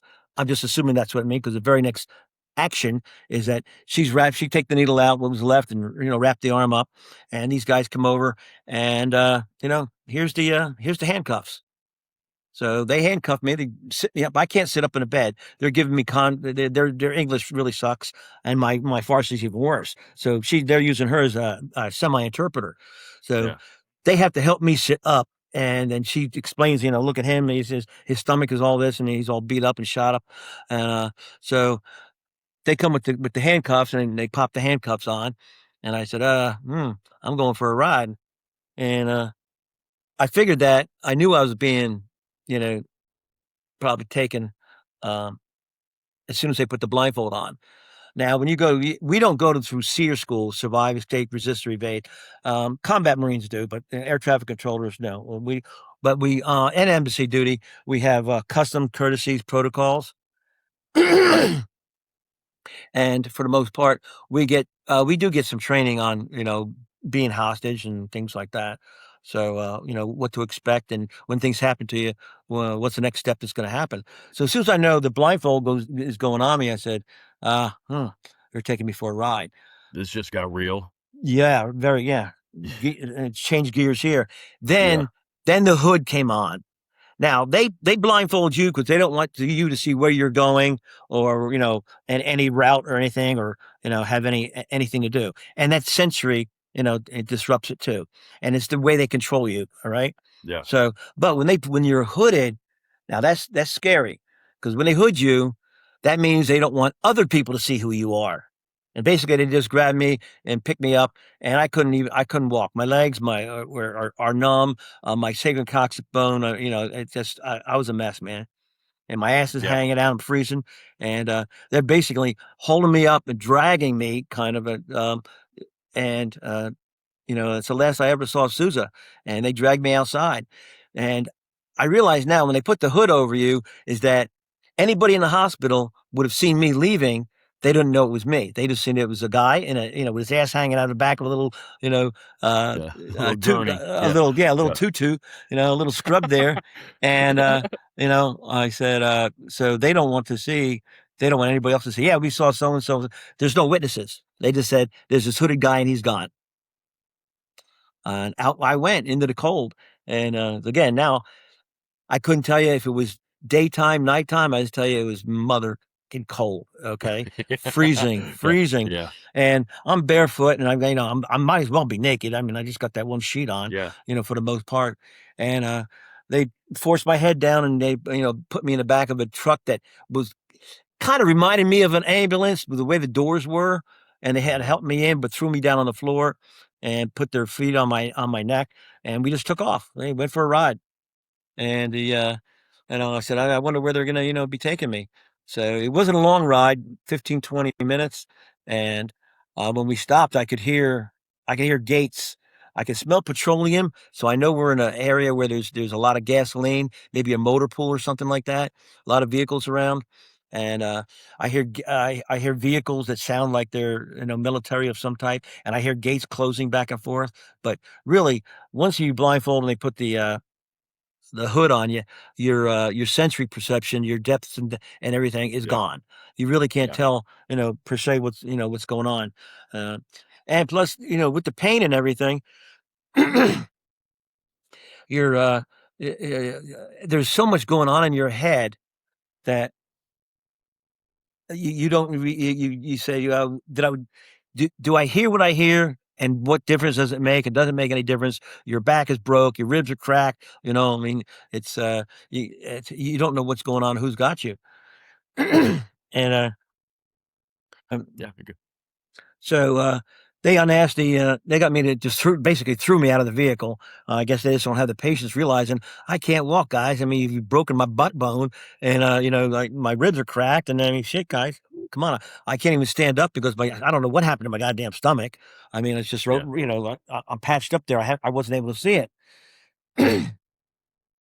Well, they basically dragged me and my feet, across these parking lot, ripping open my toes, and I said again. I said, "Is there anything else they can break or destroy me today?" I mean, she said, "What haven't they done to me?" For the most Yeah. part, and I'm starting to shiver and shake. I'm so damn cold. I'm convulsing so bad because it's so cold, and there's nothing there. I'm in a nightgown. I mean, my God. Yeah. So I go inside a building, and they park me in a room, and um, I don't know how long I'm there. Again, I don't know how long I've been out. I don't know if it's day or night or whatever the time of day it is. they they left me in a room by myself, and you're sitting there real quiet with handcuffs and blindfold and a hood on, and you're wondering if there's anybody else in the room. You're listening around, Yeah. and you're just so tired, so hurt, so much pain, is that you just fall over, and you don't care who's there. Just let me Yeah. pass out, let me friggin' die. Just leave me alone. My mind is just a blank now. It can't function. Okay, you can't logically think about what's going on. You're just you're out to lunch, literally. Yeah. And I don't know how long it was, and then I remember them waking me up and taking the blindfold and the hood off, and the handcuffs. Um, they came by, and they took my smock, and now I'm buck naked there. They stand me up, and they're looking at me, checking me out. They're not all the same guys now. The ones that were at the embassy were dressed similar to the goons that came in at the hospital. Okay. However, let me let me go back and say something I missed in the embassy. I mean, in the hospital. Hospital. Hmm. Very important. And you remember when you read this book, I say this story has it's a story about miracles, and there's several of them in there that I come across. While I was there, while Sousa had given me that one little short time before she came back, um, a he had an accent. There was an English guy with an accent um, that popped his head in, and he asked me. He said, "Are you from the embassy?" And I said, "Well, there's no such line to this guy, and he's not Iranian." So, and he said it. I think he said his name or whatever, but he said so and so. But he's a reporter. He's a photojournalist, and he says, "Okay, you're from." I say, "Yeah." I said, "I'm a." And he looked at my haircut, I guess, and he goes, "Marine." I go, "Yes, sir." And I said, he said, "They overrun. The embassy's been overrun." I said, "Yeah, take it. I just came from I there." was just there. Yeah. Yeah, but Yeah. I don't know just there. I said, "How long ago?" Yeah. And Oh I yeah. might have asked him. I might have asked him what day and what time it was. But Yeah. if he did answer it, I don't remember what his response was. And then I remember him saying, just say, "The embassy being overrun. There's smoke coming from the Chancery building." He said, "The Marines," he said, "we can't see anybody in there. There's no more firing. There's no more weapons. The flag's been taken down." He says, "And it looks like the insurgents are in charge of, the embassy. We don't even know who they are." And I said, "Well, I was told that they were Fedayeen Marxists." And he says, "Oh God, no." And I said, "Yeah." I said, everybody knows about these guys, don't like them, or thinks that, Yeah. yeah, they're heap bad medicine, And anyway, so he talked to me, and I said, "Look," I said, "Can you get a message to anybody anywhere, even out in your newspaper, whatever? Here's my name, here's my rank, here's what I am," and explain it. I said, "Tell them where I'm at, because I don't think anybody knows where I'm at. Where the Yeah. hell am I?" And he says, "I think," he remember said, "you're in Amir Amir Amir Hospital, or Amir Atam Hospital, like that." He said it so fast. I said, "Oh, that's great." Doesn't tell me shit. But what he does is he takes a picture of me, and here's the miracle. He takes that picture of me laying in the bed, and that's one of the best pictures. That's a miracle, because without that photograph, I'm a dead man. I do not live without that, and I'll tell you the story why. So that's when he took a couple photos, and then he was gone. Never saw him again. That's when Sousa came back. Let's go back. Let's get fast forward now. We're back in this closet room, and they stripped me down naked, and they're laughing at me, and I know I've already learned is let's not make fun of these guys, and let them just have their way with whatever they're doing. I was hoping they, then thinking about sexually assaulting me or anything like that, and no, they didn't. They threw me a smock shirt to put on, and it's weird because it was already had bullet holes in it. It had Oh bullet boy. holes and blood in it. Oh Oh wow, my God. yeah, bad omen, huh? Bad omen. And a Yeah. pair of like black pajamas, bottoms, Yeah. and Right. Right. and and a pair of these slippers, kind of like Crocs before Crocs were made, something like that. And again, a piece of rug, and a piece of rug's about a short blanket. And I wish it would have been either one, a little softer, or and a little bigger. But it was. I Yeah. said, "But what do you do with a rug? There's just not enough of it to wrap around you." I mean, and I'm not a Muslim, so I don't need it to pray, and it's just next to useless. But Hmm. they're going to give it to me. I'm going to put it between me and the floor, and that's where we started with this. Yeah. So I pass out and I don't know how long I'm out. Okay. And now again, since I've been shot, I don't know what day it is, time deprivation, how long I've been there, morning, noon, or night, nada, nothing. Um, we they take me to an interrogation room from where I was, and they start asking me all kinds of questions. Now we got a different bunch of folks here. The ones that are where I'm at, and I could tell I'm in some type of holding facility or a jail of some type. I see the type of doors that are in there. I said, yeah, this is a holding cell, or it's a prison of some type. And the barred doors and the hallways and things. So they realize that when they keep giving me a commands, somebody's not telling somebody every time they hand me off to someone else just how wounded and how hurt I was. I'm showing them my ribs. I'm there. I have to pull up my shirt, show them my stomach, and I try to tell them about my coccyx bone and whatnot. And so I just have to keep telling, because whoever's handing me off to everybody like a hot potato, the guys that took me from the hospital handed me over to these guys. But you could tell by the clothes they were wearing, and none of them had weapons on. That they were, I call them goons, and I make them. There's different than jailers. I realize that they're probably detention officers or prison guards of some type, Hmm. and so they bring me to the first time is we're in an interrogation room, and they sit me in a chair in front of a I don't know, for whatever they were, it's an administrative process, and they want to know questions, who I am, what's going on, why am I here? I said, where's here? And now they know that I don't know where the hell I am. Nobody's talking to anybody and telling anybody what's going on. Everybody's trying to figure out, who I am. Now, at that So hold point, up. So you showed up there and they didn't even know who you were. Like, why none. are you? Exactly right. Where are you from? Why are you here? Why are you shot? What happened? And I try to tell them as best I could, what had happened. Oh, so you're so again, they think for some reason I'm a CIA, operative, and that they were told that the embassy was taken, and there was a gun battle there. And he said, how did I get shot?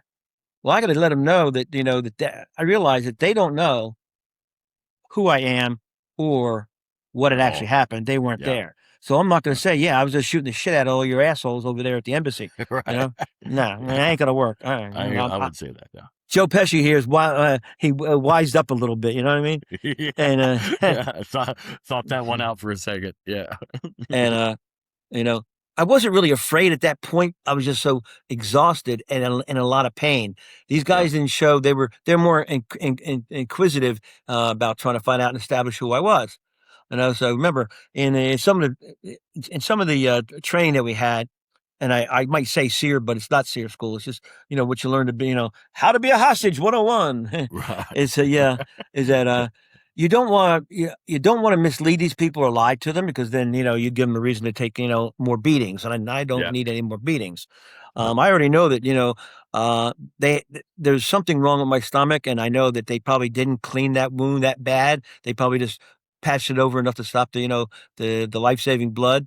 And Yeah. so it's just a matter of time before that infection sets in, and Yeah. I get septic, and game's over. And At that and point, once again, you have no idea how long none, this is all zero, taking place. nothing. Have I had this wound? Have I had this dressing on for 3 days? Have I had it on for an hour? Yeah. Who has no? Precisely, So you have no idea when's the last time it was changed, or precisely. And yeah.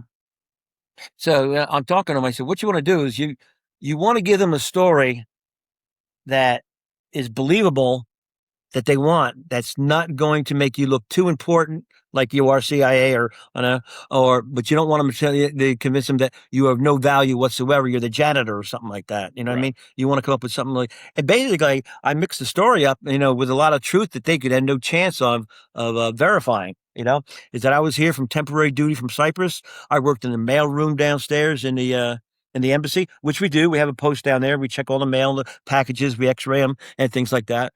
Okay.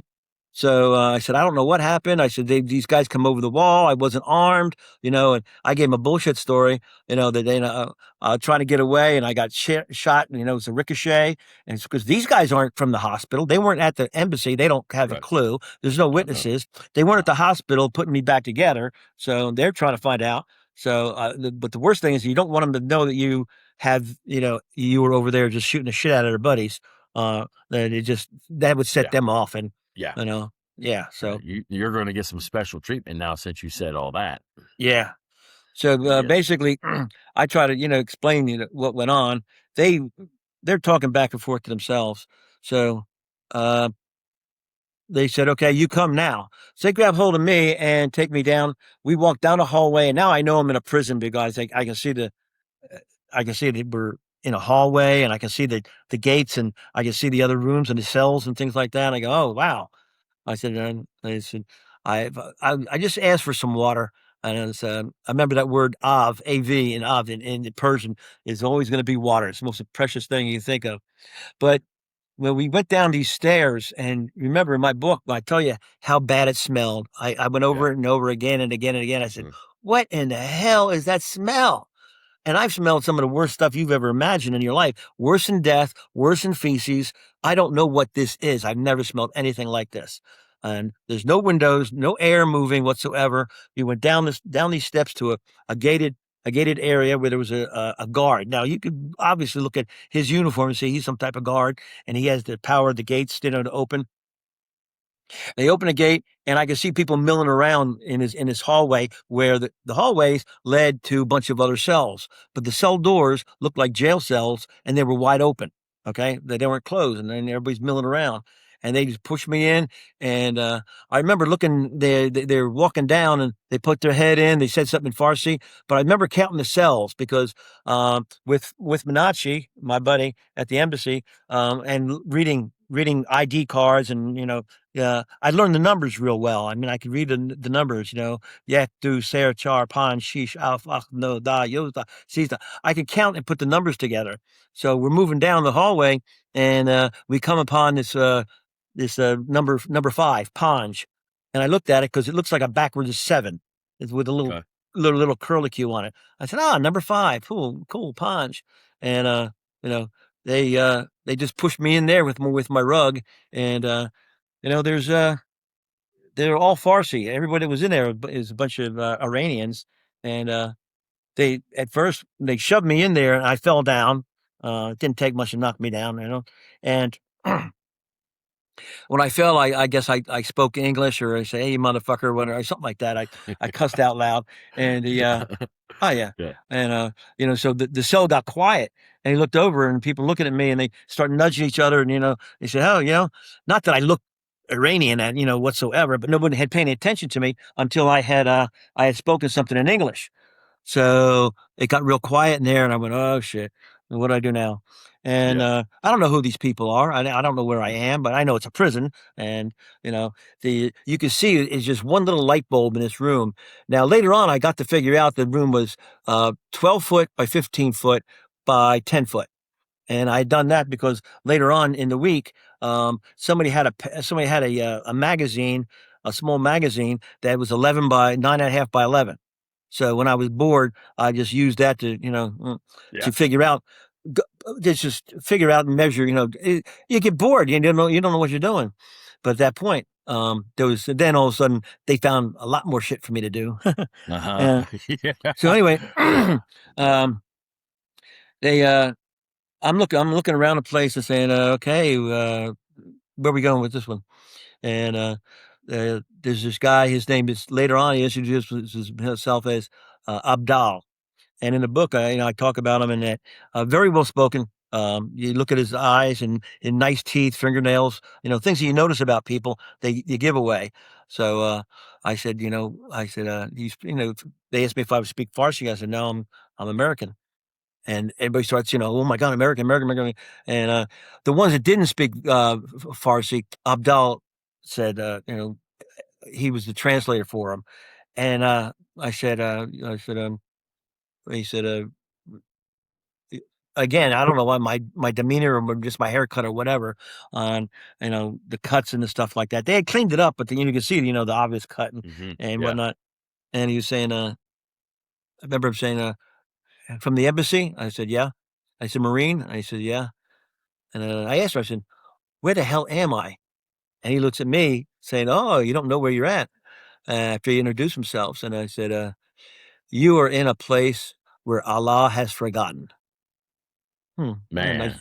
Yeah, what kind of bad address is that, Yeah. And later on, as he's saying, this is hell on earth. I said, okay, can you give me an address? Can you tell me where the hell I am? And he says, it's Evin prison. Evin, Evin. I said, okay, we're still not getting anywhere because I'd never Yeah. heard of the place or know anything about the place. And he Right. explained that it was an old Savak prison.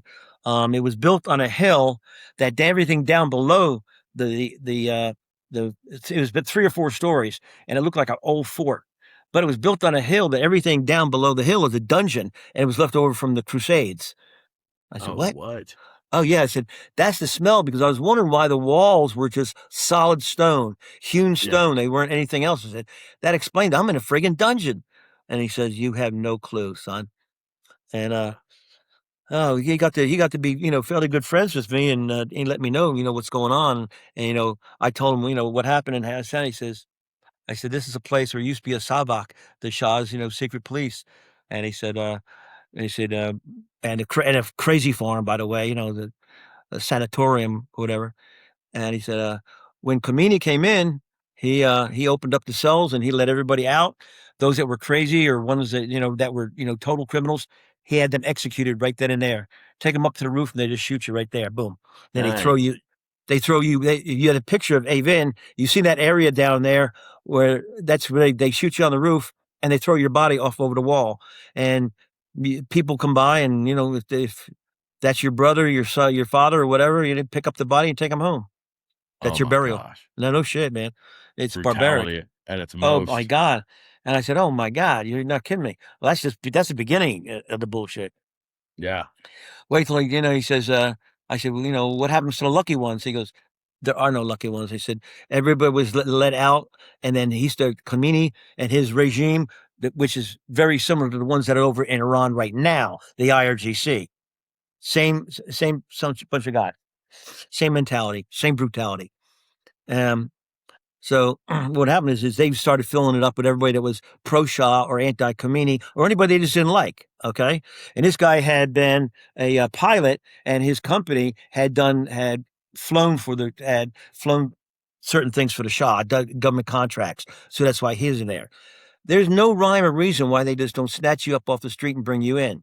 Okay. And it Yeah. doesn't take much for anybody just to point a finger at you and accuse you of being pro Shah or anti Khomeini, and they snatch you up and you are, and then you wait around. I said, and then what? They said, then we wait and we wait and we wait. They said, they will interrogate you, they will come for you. And when they find out who you are and what you are, they will make a decision. And I said, okay, decision of what? And you don't get a phone call. And I said, no one knows you are here. Yeah. He said, both God and the devil don't even know you're here. I said, oh, really?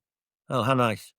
Yeah. So I said, what am I waiting for? He says, well, you'll be interrogated. And he says, like most of us, I said, when they come for you, and then you are either let go or you'll be taken to the roof and executed. I said, yeah, right. They're just going to summarily just shoot you and kill you.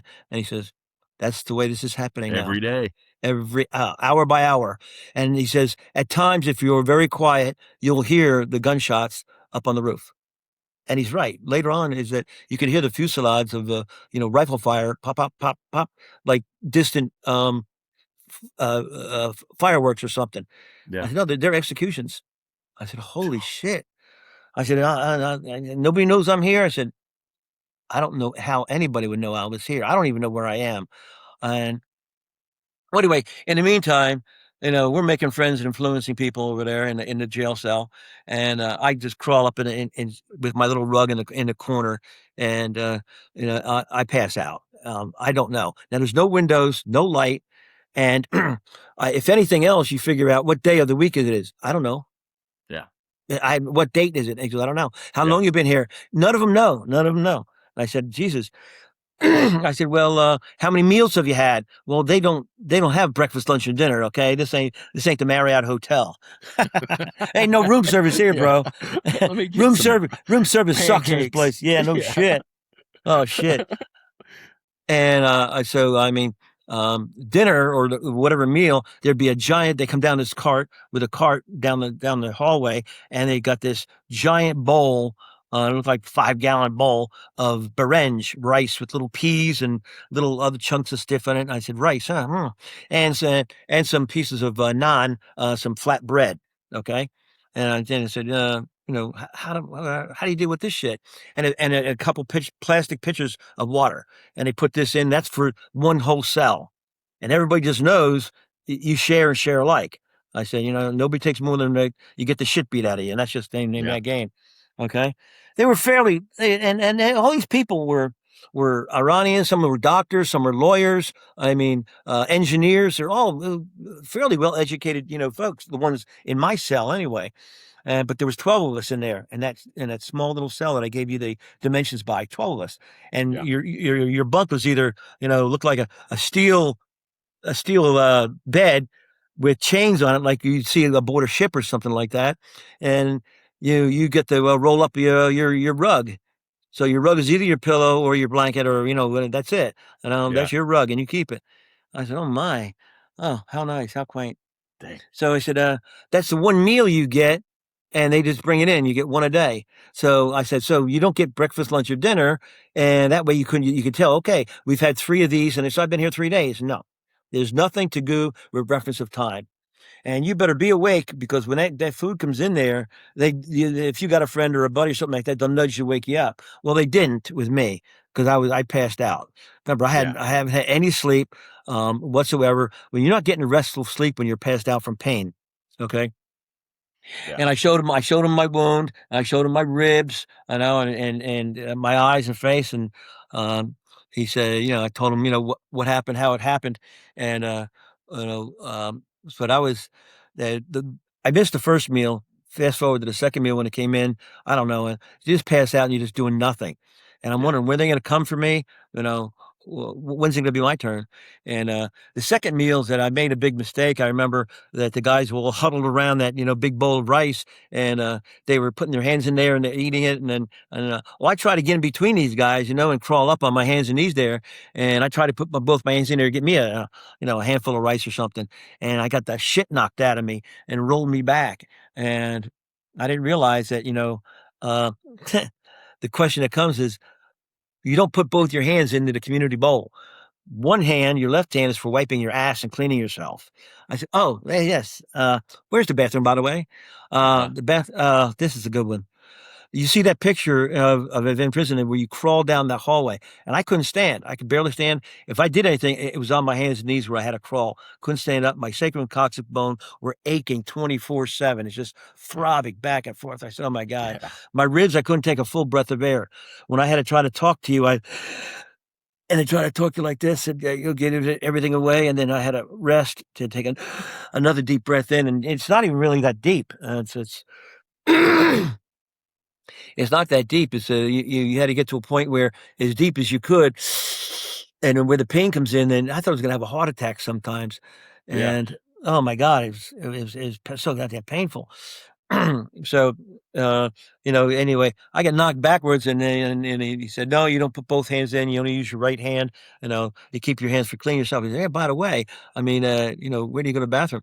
You crawl. He said, you walk down. I said, I ain't walking nowhere. I can barely Yeah. stand up. I said, you crawl down, and there was bones, there was feces, there was that smell again. And it's so bad that it's toxic when it's so thick down there. There's no air moving, no windows, no air conditioning whatsoever.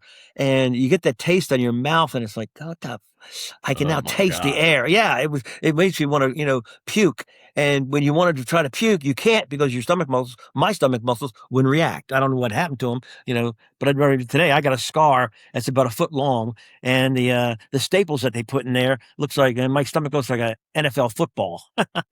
Yeah, the stitches on that, it's hideous. Yeah. It's hideous, and anyway, so you'd have to crawl down, hands and knees, all the way down through all that musk. And there's a little room at the end about as big as a phone booth, and it had a hole in the middle of it, a hole, just a hole. I said, okay, yeah, hello down there. Yeah, that's a toilet. That's no shit. And the smell coming from there, I don't know where it came from, but it's been there since the Crusades. There's no doubt about that. And then there's a like a bucket, a pail, and that's where you wipe your ass or whatever, and you wipe it and then you wash it off in that bucket. And there was shit growing in that bucket that NASA wouldn't even be able to identify. Oh my God. Oh my God, yeah, it was disgusting. I said, now I understand why they got so upset when I put both my hands in the bowl for dinner. I said, well, that won't happen again. And I had a big knot right here on my nose where the guy hit me. I said, okay, I get it. And it's my bad. It ain't gonna happen again. Yeah. Lesson learned. Yeah. And I wasn't in any way. I really wasn't hungry. I was running on nerves. And then when I did try to get a little bit of that rice and water down, I could feel it churning in my stomach. And I was just afraid that, oh man, I'm not even going to make it down there to the bathroom. I shit myself and have a whole trail of looks like everybody else that never made it down there, blood, feces, and everything else. It's the most disgusting place smell I've ever had. 3-4 times, I think I allude to how horrible that smell was. So then you pass out in your little corner, and I don't want to give the whole book away, but you've read parts of where the first interrogations, where they come for the first interrogation, and he said, "Oh, the American is cell number 5." I said, they're talking about me. Wonder who that is. Yeah, yeah. I wonder who that is. Yeah. So they call for me, and they have to come get me because I can't walk that far. So they're helping me up, and up the steps we go, and a whole bunch of new people I never met before. And they're not in suits or ties, but they're in semi-uniforms, but nobody's armed. And I said, okay, fine. Where the hell are you going to go? You don't know where you are. You don't know what city you're in. How am I going to get out of here? Who cares? You know what I mean? Shit. You ain't going anywhere. No. And so the first session was they brought me down this hallway to this big room that's got a big steel door, and we walk inside, and it says the first one was the horrifying is that you're sitting there and it's really dimly lit, and remember it had a incandescent, like a yellow light bulb. And I said, man, this place, you couldn't even see me. You couldn't see him across the room, and it was a large room. They had a chair, an old steel chair that if you ever went to old military barracks, and it's all metal steel chair, and it's just got the arms on it, and it's got a backing on it, and it's something like left over from the 50s or the 60s. They don't even make them anymore like that. Right. But this one's bolted to the floor. This one here, when you look at it, it's bolted to the floor, and it's sitting over top of a drain. And I said, well, that's weird. There's a bench over on the side, and some mullahs, the guys with the nice turbans, and a couple of them got black turbans on. Someone's got white turbans on. I don't know if it's personal preference or rank insignia, or who's in charge of who. But so they sit me in the chair, and they start asking me questions. And again, they wanted to know who, what, when, where, how I got there. And I keep telling you people, if you don't know, I don't know. Okay. And I don't want them to know, that I know where I'm at now that I've talked to people downstairs. And so I still play stupid, and I stick with the same story, from Nicosia, Cyprus. And he said that I was told that I was an American commando, hired the CIA to help the Shah's secret police. And I go, where do you get this bullshit from? This is absolutely absurd. And they were basically hearsay or accusing me and see if they, if I'd break. And I'd say, well, no big deal. And we're over this, we're over that. Well, they take me out of the chair and put me in the on the bench over there, and then they brought another guy in, an Iranian, one of their own, and they brought him into the chair, and he'd been beat up pretty damn bad. and he didn't have any shoes on or anything, and they strapped him in the chair. Now in that chair, they come up with these Velcro type straps, and they have the one leather one that goes around the chair. So when they snug you in there, you're not going anywhere. Trust me, it happened. Uh, and they were screaming at him and punching him and slapping him. And I said, okay, whatever this guy did, it's weird because it definitely seems that in Farsi, which I did not understand, but what was happening is it was basically, I thought, going to be an interrogation room. Well, when you Hmm. interrogate somebody, you usually have some type of recording device there, Hmm. so you can, or somebody taking Yeah. notes or something, or Yeah. video or something. None of that. None of that. And I said, again, one of those conspicuous by its absence things. And I went, if they want to get, information from this guy, and not just, torture the shit out of him, I said, I don't see any, recording devices. So That's just whatever, a torture room. pretty much, yes, sir, a torture chamber. So when they went to work on him, and then this one guy who I nicknamed in the book Torquemado, it's a big guy, heavy guy, very muscular build, and he's he speaks a little bit of English, but he's the head honcho, not a mullah, just he's a goon. He's one of the guards. Um, he comes over and he reaches up with this. It looked like a screwdriver, but it was just it was a bar. It was like a long bar. It was more kind of like a, a steel that's used when you sharpen a butcher knife or something like that. And I said, I wonder what he's going to do with that. Well, it didn't take long. I figured out. You see him, he sticks it right in the side of the guy's jaw, and he bends it sideways. And so you can fight it all you want, but he's got the power and he's got the leverage, and that jaw Yeah, comes he's gonna open. pry that thing. Hmm. Yeah, exactly right. So you go Hmm. along with it, or he is going to snap it open. And he snaps it open, and he calls this other guy over, and that has a pair of it looked like, as for what I could see in the dim light, it looked like it's a pair of scissors, but wasn't. It looked like a pair of pliers, not quite. Uh, yeah. So when I was looking at it, I'm trying to see what he's got in his hands. What's he going to do? Very inquisitive. And I remember kept trying to say, I don't care what happens to this guy. I'm trying to lay down, and the goons keep pumping me up. They force me, hold almost my head, and tell me that they want me to watch, what's going to happen to this guy. And it wasn't a pair of pliers. That actually, it got near that light bulb, I could see that it's the same thing as the tile chippers. Where you chip tile with it. Yeah. It's got a flat head anyway. So anyway, they put that in this poor guy's mouth, and they grab hold of a tooth, and he's just pulling back and forth, screaming and yelling at him in Farsi and back and forth. And I guess when the guy he's yanking on it, and it's causing him all kinds of pain. This guy's defecating and urinating on himself, and I go, oh, well, now I can see why they got the drain underneath that answers that question. It makes Yeah, sense now. yeah. And so when and they and it could and slapping him and back and forth, and then when he couldn't get what he wanted, he just snapped it off on the gum line. Just snap. Oh my God. Oh, I saw that, and I could just imagine that's raw tooth and a nerve wide open. Well, this guy just passes out. Blood's coming all over his face and all that. They uh they said something to him in Farsi. They unstrap him and take him out. And I'm sitting here, I'm horrified. I go, holy fuck, I'm next. You know what I mean? I go, Uh-huh. when's my turn? And you're right. Uh-huh. You're exactly right. Is that when I'm looking at it, I go, they just want to be brutal. They just wanted to make a point, and this is retribution. This has got nothing to do with trying to figure out um, what kind of information that person had, or if there's anything that was of value. There's no lesson learned here whatsoever.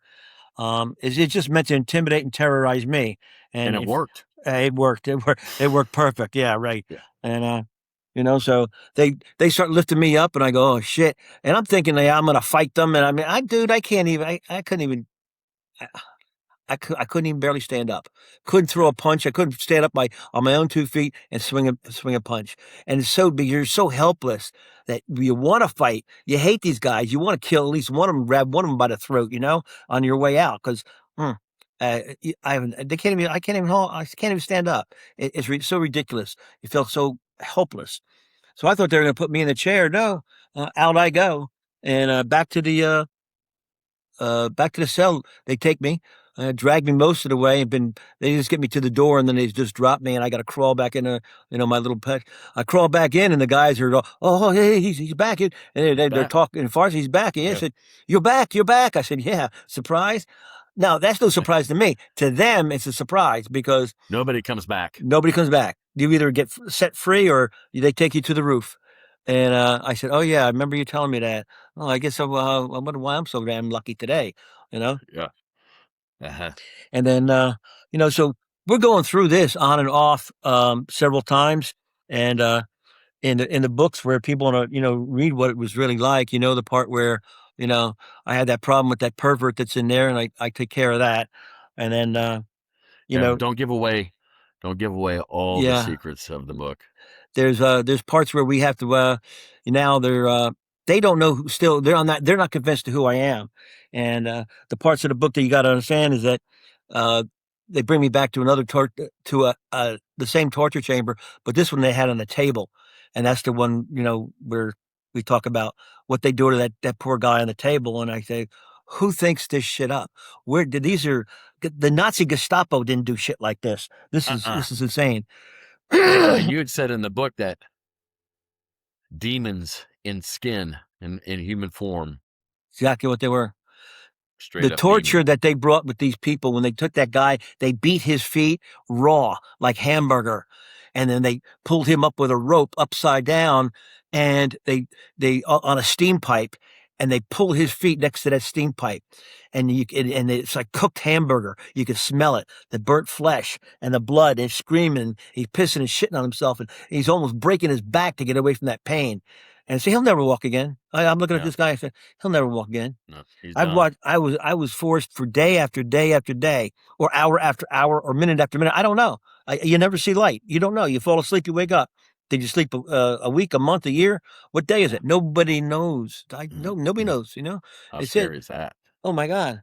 And then one time when they come for me, they brought me. They didn't bring me to the chamber. They brought me to kind of a semi-office down the way, and these friendly Russian business guys introduce themselves, and they have a company that works with. Now, remember, we're still dealing with the Soviet Union now, right? So we know these guys are KGB or GRU, one of the two. Mhm. And the whole problem is I didn't know at the time. Didn't know at the time. I could almost figure it out, but it really wasn't in my purview. I didn't give a shit why they were there. I just knew what they were looking for, but they were still not convinced who I was. Later on, after debrief, when I came back from at home, they had debriefed me about what went on, and these guys were Russians. As soon as they opened their mouth, you could tell it's Russia, right? And I'm looking at this guy's watch. He's got a kind of like a Rolex type looking watch, and it's got the date calendar on it. And he sees me trying to eyeball that because I want to say, hey, I know I got shot on the 14th. Hopefully, today's date? Yeah. what's today's date, right? And then looking at it, so then he pulls it. He said he pulls the sleeve down to keep me from seeing it, and I'm just nonchalant, like I don't care. But the Russian businessmen there that have a contract with the Shah's company, and he says the American embassy has been attacked and overrun. There's no communication there. We can't get any news in or out. And he says, but we heard that you were coming from the embassy, so we want to come over and see how you were. And you don't want to disavow these guys, but it's almost comical. They say, you don't give a shit what. No, You just want to know who the hell I am. You want to know who I am. Try, guys. Am I CIA? Again, am I the ambassador? Who am I? I mean, I'm just a bloody guy that's sitting here that nobody knows, where I am, who I am. And the Russians want to know, say they heard through their Fedayeen contacts who they pay. They're, you give them guys money, they jump into bed with you, they do whatever they want. They're the ones that assaulted the embassy. And they did that. Remember when I talked about the SALT Strategic on Limitation 1 running out, and Carter was working on Trust but Verify SALT 2 agreements, okay? And we're back and forth. Congress would not work with it, with Carter and sign the treaty if you couldn't verify this shit. Well, the Russians know that, we got listening posts up there, but they know that if they could get that embassy taken off the line, there's going to be nowhere for our human intelligence guys to operate. Some of the spies and what guys work out of safe houses and whatnot, but you're not going to run a whole listening post, NSA, NRO, and everything else You're not running that unless you're running it through the embassy. See, back then in '79, they might be doing shit today with the high technology, but back then, no, Back then, you didn't have no. that. You're lucky they didn't have Dixie cups with a string on it to talk to each other. That's Bizarre. advanced technology right there. 1979. Come on, guys. That's 1979. biggin'. You know, That's biggin'. so these guys and the questions and stuff, and I just kept bullshitting them, and they knew they weren't going to get anywhere with me. And eventually, when they timed out, I said, yeah, well, I said, why don't you go back over the embassy and show them your credentials, and when you get there, tell them where I'm at. You give them the address and the street here, and maybe somebody will come over and check on me or something. So a little bit of sarcasm, but not enough to piss them off, because they didn't seem mean at all. They were quite nice, didn't threat or anything like that, but I think they were KGB 101. They weren't the sharpest guys, whatever. So the beginning class. Yeah, but they wanted to know who I was, and I get it. So they take me back in, and I'm not giving them anything. Well, for instance, you work in a mailroom, so you would know people's names and where they are and who they are. I said, they got me there because, yeah, I would, but I don't remember because I haven't been here that long. I've only been here for a couple of weeks, so and I really don't care, and and I said, so let them know. He says they want to know what I know and who I could, because they're going to get documents. They've taken over it. The Fedayeen is taking all all these guys would have information, and they're going to get classified documents. Not all of them were shredded in time, you know what I mean? Yeah. So eventually they would be able to get some documents and records from Iran. I mean, from the embassy. And then, of course, they start putting names together and IDs, and, some of these people that have dual and triple type of covers for who they work for. Yeah, bad news. And that's not good. Yeah. Yeah. So that's what they're looking and hunting for. So they placate that out, and so sorry they couldn't help me out, and they'll see what they can do over there at the embassy. They wouldn't come within 10 miles of the friggin' embassy. I don't know. No. Yeah. I know they're on a list. So they either got frustrated with it enough, or they just realized, I am who I am, and I'm of no real intelligence, value to them, And back to the cell we go, and again we get back into where there's less. There's not a lot of people coming. I think I was the last one that when I start recognizing people, no one has come in new after me. So every time they take somebody out, I recognize there's one or two bunks around here that are empty. So these aren't the only interrogators. I mean, there's some people being taken out and not coming back for whatever reason. Yeah, and went up to the again, roof. they bring me. Yeah. Well, you've seen the pictures of what they did to those generals. They were in Aviv prison. So we get to that one. That'll let you know. So when I get back again, about the second or third time, Abdallah goes, "What is it with you? They just, you just won't die or go away." And that was a running joke. I forget the name in Farsi they said, but they nicknamed me the yo-yo. Yo-yo.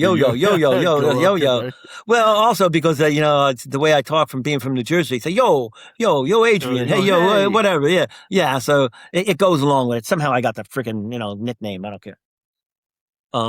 That's funny. Then I guess there was one too where the Palestinians, where the guy, after some of that other torture that I got to watch, and I said, "When's my turn coming in here?" And when it comes to intimidation and terror, I'm telling you, buddy, you watching somebody, and this is what these people are doing to themselves and their own people. I just know sooner or later they're going to go to work on me. And I said, now I'm getting very, very weak, very tired. I think my blood is going septic. I can barely walk, and I'm being a real pain in the ass to these guys because they got to drag me around like broken luggage everywhere I go. Yeah. It's like a broken wheel at a Walmart shopping cart. What a pain in the ass. Yeah, no shit. And so this coming and going. I go, man, I don't know how much longer I'm going to last. And then it did. It got to be my turn. And you talk about in the book where they go to work on me, and the one time when I put me in a chair, I noticed that Torquemado, Torque Bud, my buddy, was wearing a pistol. the first time they put me in there, and I'm saying, "Oh God, what's with the pistol? He didn't have that last time, you know." And then he's looking at it, and I said, "Well, he's just.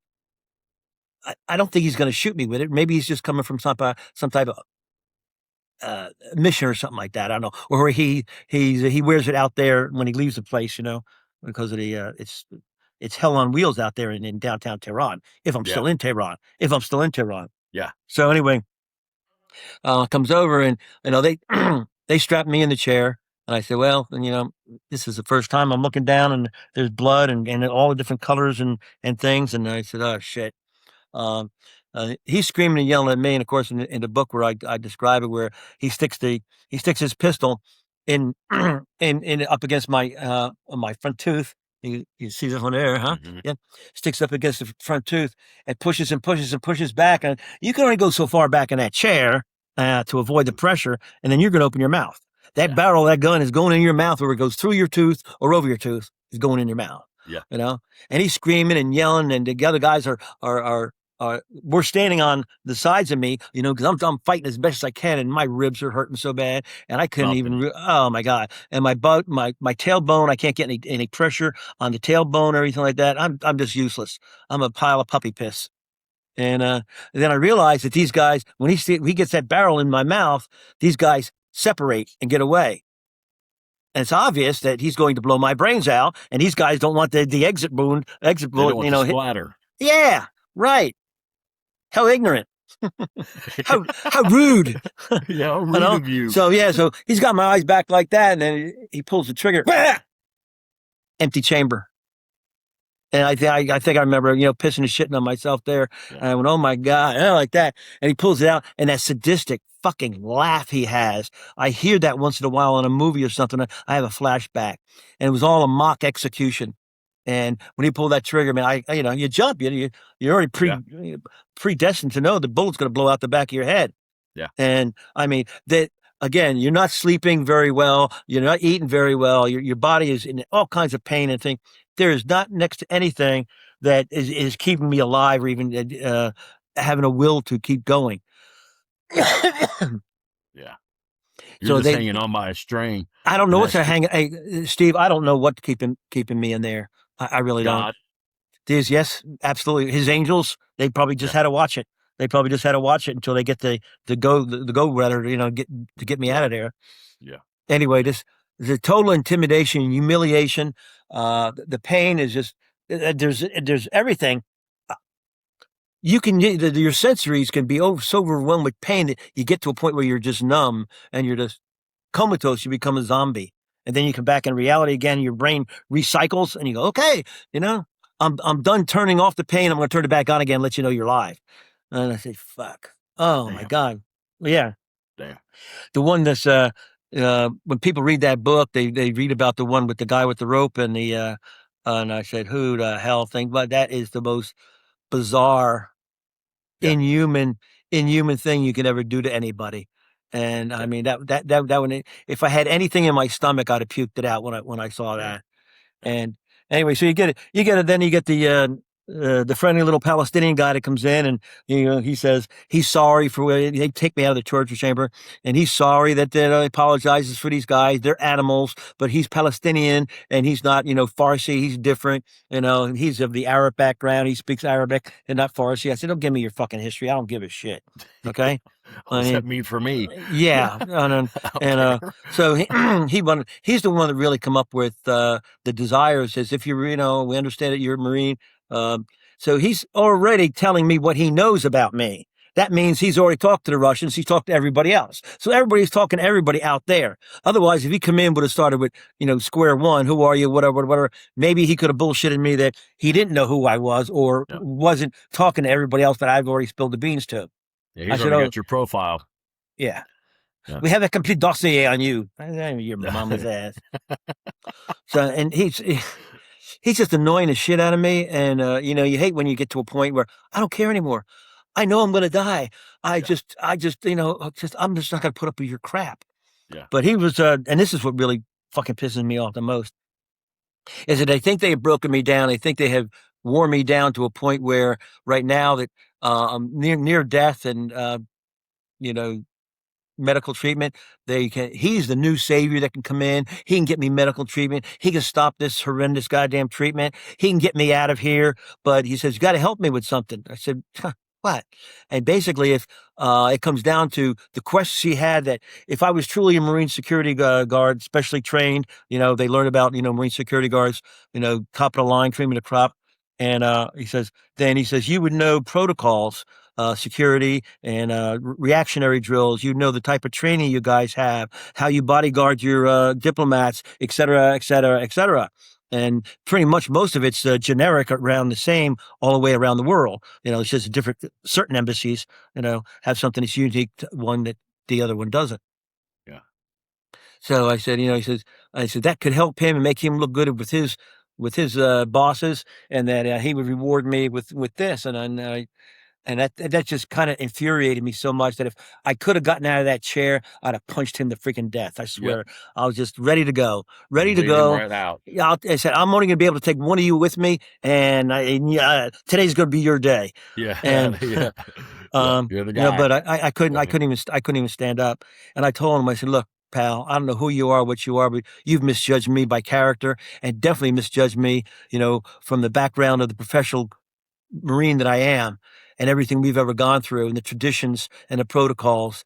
And you have really misread me the wrong way. Yeah, and I said, I'm almost dead. I'm almost dead as it is in here, and I don't expect to ever see anybody outside of here. And I said, now you want me to turn around and give you information that you're going to turn around and be able to kill innocent Americans and other Marines all over places, all over the world? Fuck you! Get out of here. That's exactly. I wanted to spit at him, but I didn't. I don't think I had any saliva in my mouth. You haven't had water for a couple of days. And oh shit! And I think he realized that he stepped in his shit and really pissed me off. And no matter what he did to me, it ain't gonna happen. The intimidation factor's not there. So basically he had ended the conversation, and he got up and he started to walk out. And he remembers him looked at the door and he goes, I tried. Don't say I didn't try. And he shut the door and left. And again, go back there. I got drugged back to my cell. And these guys are saying, wow, that's like fourth or fifth time. I said, this is amazing. This is amazing. And I said, they're just wearing you down. Yeah. Well, so we had another delicious, steak dinner. And this one I called it a steak dinner because it had some type of gray mulch in it. And I know it wasn't pork because they're Muslims that wouldn't have pork. Okay. They're not going to put kind of beef in there. You're not going to waste it on prisoners you're going to kill. I said, what is that? We nicknamed it mystery meat. We had no idea what it was. I thought it was boiled camel asshole, and I know. God. Yeah. Marinated in yak urine. It was. Oh my God. Yummy. You couldn't even hold your nose to eat it. And you said, what? And I thought it might have been one of the prisoners that, hadn't returned even. You never know. I said, no, I said, you're welcome to my version of that, because it was a piece of meat. It was like a ball, somewhat like a ball, like a ham hock bone. It had a bone in it. And I said, I don't know what animal it come from, but I've never. And I've been in the north and the south and out west, and I've never seen anything look like that. No. And the color was gray. What the fuck is gray? Anyway, we got. I would be. Couldn't do it. Anyway, so we had another little delicious meal there, and then they a different guy that was he was in more like a business attire, but not a tie. But he wasn't in the goon suits. He came down with a couple of goons and picked me up one time and drove me back up to a different. It looked like the same torture chamber, but it didn't have the chair or the drain, but it was very similar. And they had the mullahs there. There was three of them. Two had white turbans. One had a black turban in the middle. And the guys told me that they're going to put me on trial for shooting Iranians. I said, in the book, I said, you don't have the authority over me, to tell. Right. You can't do this. International law. I have diplomatic immunity, at least with a black passport, where without a criminal act, without any kind of indictment, I went on and on and on, and they just said, this is Sharia law. This is the way we run this. So they come up with accusations and back and forth. They accusing me of killing Iranians and then just the whole damn thing. This is supposed to be a murder trial. But it's about 30 minutes long, and probably most of it was the time that whoever my supposedly lawyer was. He was more just a interpreter back and forth.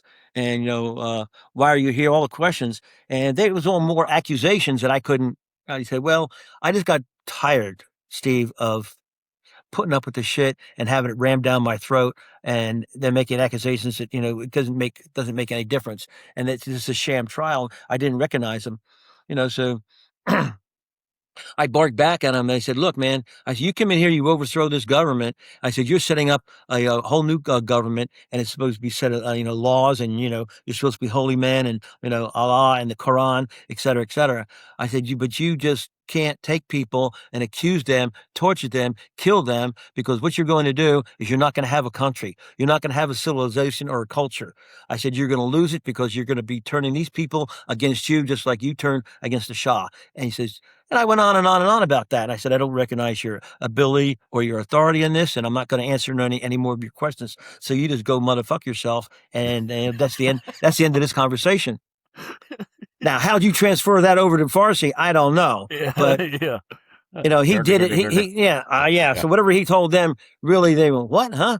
I said, I demand to see the evidence. I demand to see the bodies, the video, the witnesses. Show me the weapons I used. I said, you can't do that. So you were wrong. And now, because you sit here in the name of Allah and accuse me of this, I said, you're the sinners. You're the ones that's going to pay the price, not me. And I mean, I don't know where this Perry Mason, law degree came out of. I mean, it blows me away when I read it too. Showed up. Oh my God. And Perry Mason. So it kind of caught them off guard, and they said they had a little talk between them. And guess what? Mr. Boomerang Yo-Yo goes back into his cell, Ponge number 5, and they call him back, and he said, oh, for sure. Abdal has said, almost for sure, we thought this would be the last time to see you. And I said, yeah. He says, what happened? And I told him what had happened, and he just put his head down and give me an answer. I said, what? Well, what's up? He says, that is not very good. It seems that they could not turn you, intimidate you, torture you enough, and you're of no value to them. They just put you on trial. But yet they did not come back with any conviction. They did not come back with any answer. No, there's no jury, just the mullahs. All right, another fabulous meal gone down the shitter, and I wake up after a short little nap, and a nice massage, and next thing I know is they're coming for the Marine in cell number 5 again, and they call for me, and I said, okay, great, but they don't take me this time. The same guy, I call him number 2 in my book because he's not a number 1, but he's always getting orders from somebody and relaying them. So. Yeah. He comes back and he stands at this doorway of the cell. And I said, okay, where's your goons? And they weren't there. I said, well, you're not strong enough to, carry me and help me back up the steps. And he says, the answers to your questions and your trial have been answered. All the evidence has been collected and verified. I said, oh, really? Okay. And he says, you have been found guilty. I said, really? Big surprise, And it didn't hit me. It didn't dawn on me. Where he was going with this. I said, okay, I'm guilty. Fuck you. Yeah. And he says, then what? And I can see his eyeballs. He's over by the side in the room there, and he's looking at it, and he says, you've been found guilty. You'll be executed. I said, really? You're going to execute me? And he goes, yes, shot. And then that dawned on me. I went, this man ain't kidding. He said, you'll be shot. And then he just getting ready to leave. He goes, soon, I don't know. And walked out. Abdal just looks at me and he put his head down, he's shaking, and he said something in Farsi to some of the other guys there that they said they're going to pray for me, and I know, and it's like,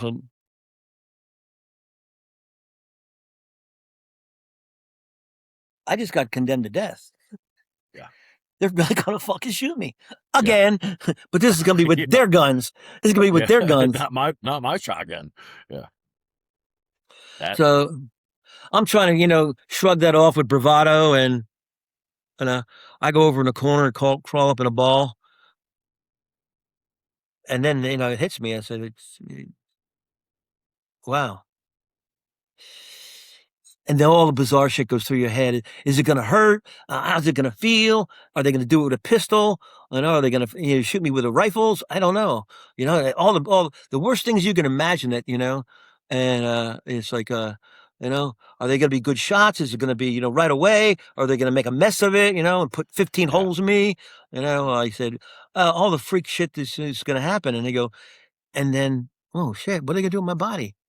Because they throw it over the wall. I don't know what they're going to do with it. I don't know. Make it the next meal. I don't know what the heck. Oh yeah. I said, so it's a little disconcerting there, and you wonder. You say, God, you wonder what they're going to do with your body. I said, well, who cares? That body's going to rot, but who knows that I'm here? Nobody. Who knows what they're going to? That means afterwards they could also say anything they want in the news, or say anything. I raped babies, or I was any kind of Yeah. horrendous goddamn monster they can make me out to be, Marine Commando, CIA operative, whatever they wanted to say, and they just show the dead body or whatever mutilated part of me was going to be left. And the USA would have had to face that, and they have no way to counteract it. Okay. Yeah. The Marine Corps would have to say, yeah, oh yeah, he gave up all these secrets or whatever, and or my family would have to, whatever. That's the thing that bothered me the most. Is that what are they going to say after they kill me? What crimes did I committed when I can't defend myself? Yeah. And that's where the prayer came in. I mean, I'm telling you, Steve, that was the more conscious thought on my mind, and the feelings is, how they going to, play this out once I'm dead and gone. And I said, Lord, please don't let them say things to me any more than I don't know that they hadn't already, shot Stanley and or Henry and Jack. And I said, man, I wonder what happened to them if they shot them. And all this shit goes through your mind, and it's Yeah. a whirlwind, man. And I'm telling you, it will emotionally just snap you and break you. Yeah. You get to a point where you just cuddle in a corner and you're a broken human. You're gone. You're dead. You're That's gone. horrible.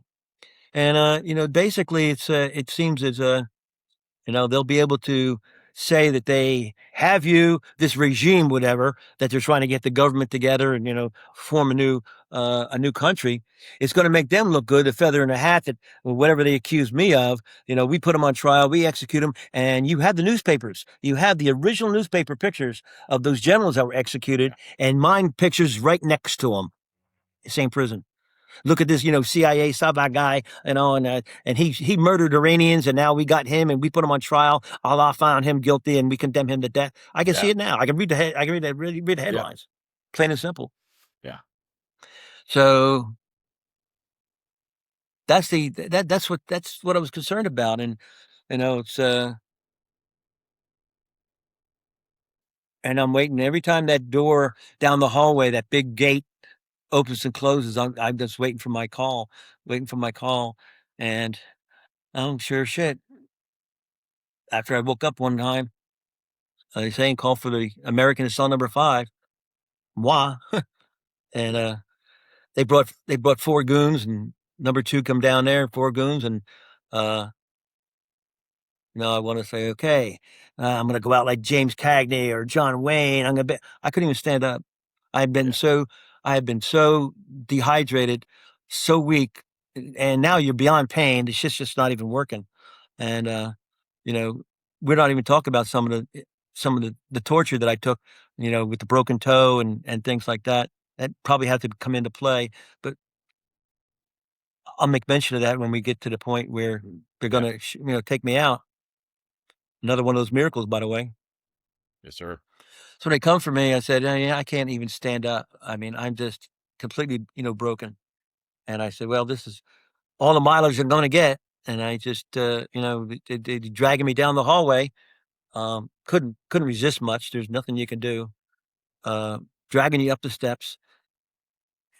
And like I alluded to, is that in the book, where in one of those times where Torquemada had put me back in the chair the second time, and he kicked my toe, my big right toe, and broke it, snapped it, and it was normally your toe looks like it's sideways. This one here is looking like a weather vane. You know what I mean? I said, and you look down and it hurt, but it wasn't agonizing pain. There was so much other pain in parts of your body. You just go, look at that toe. It's almost comical. That toe should not be pointing that way. You know what I mean? It's oh yeah. And then when you try to get up, you couldn't even. I had to walk on the side of my between the broken toe and walk on the side of my foot when they were dragging me because of my sacrum coccyx bone. I just said, oh my God, shit. They're gonna have next time they ever bring me to here, they're need a wheelchair or a gurney. I mean, it's getting ridiculous. So when they came for me and Abdal hugged me and he said, Khod Hafez says go with God, and it's I didn't have any emotion. I had no tears. And there's no emotion left to say you were afraid. You're like a zombie. You're like turned off, like a Thorazine shot in the head. Yeah. And Mentally. they're dragging you up the steps, and they're kind of frustrated because they can't get my leg now. They got to take the leg and put the leg on the step and another step, another step. It's like a total invalid. Okay. It's ridiculous. It was like I was 100-year-old, broken person. Yeah. And I said, "Shit, man, why don't you just beat me to death right here? Shit, if you leave me in that cell, I'm gonna die anyway. I mean, I know I can feel the fever, I can feel everything. I'm about septic as the way it's gonna go."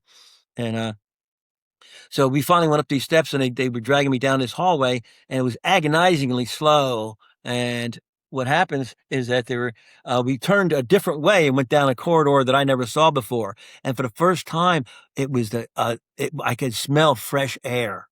When I say fresh, it wasn't. It was just anything except that septic cemetery sewer that I was in Fresh downstairs.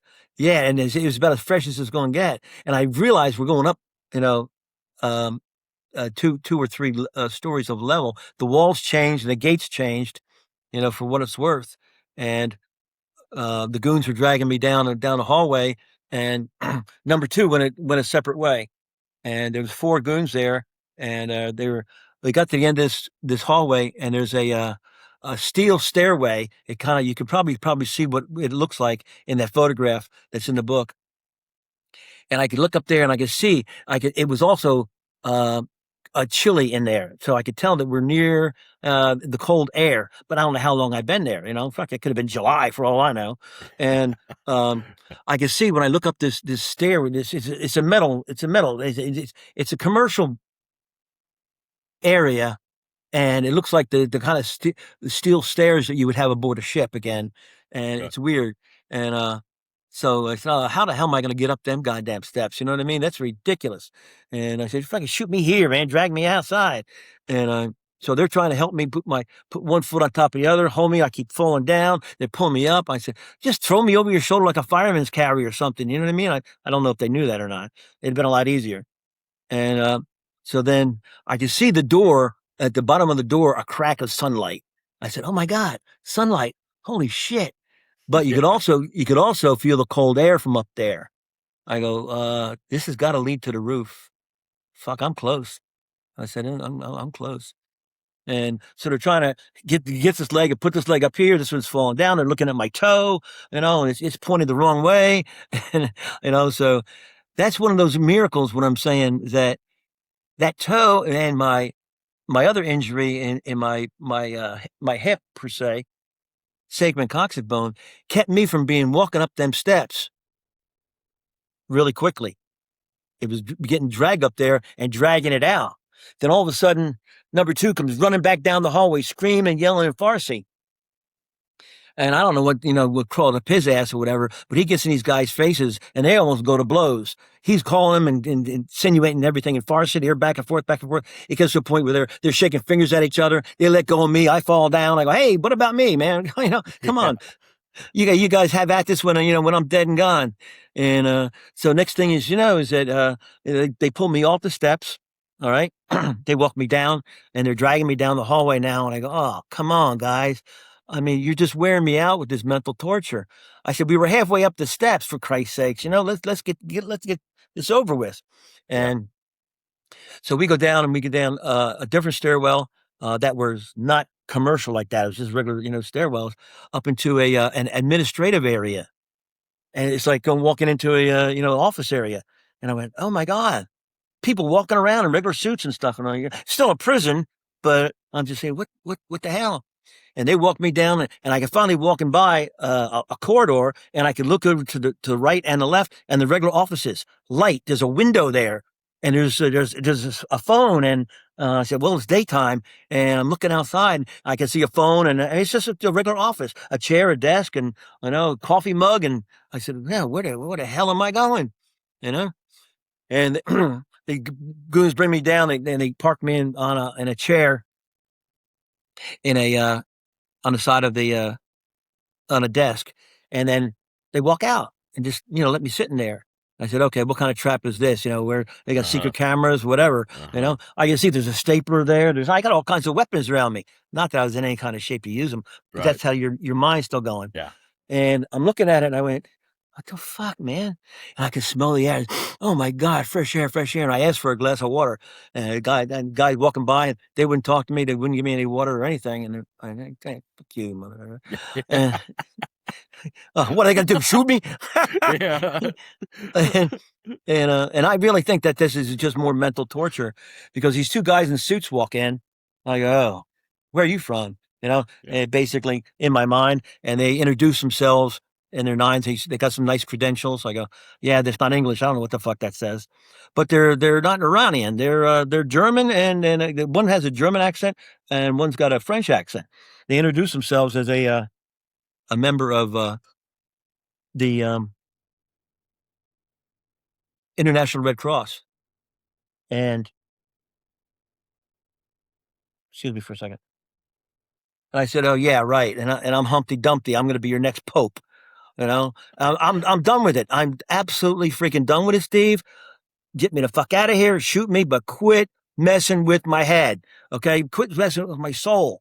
I'm this close to just dying from natural, biological, medical causes. I said, what more torturous, barbaric, sick shit of the humor you guys need, or the degrading joy you need to get out of this? Okay, and that's where I was with that. And he says, no, literally, he said, we're from the Red Cross. And then he shows me his credentials again. I'm looking at it. I said, yeah. Then looking at credentials, I know credentials. That's what I do for a living when you're MSG. You're constantly looking at people's shit all the time. Okay, badges and all kinds of IDs.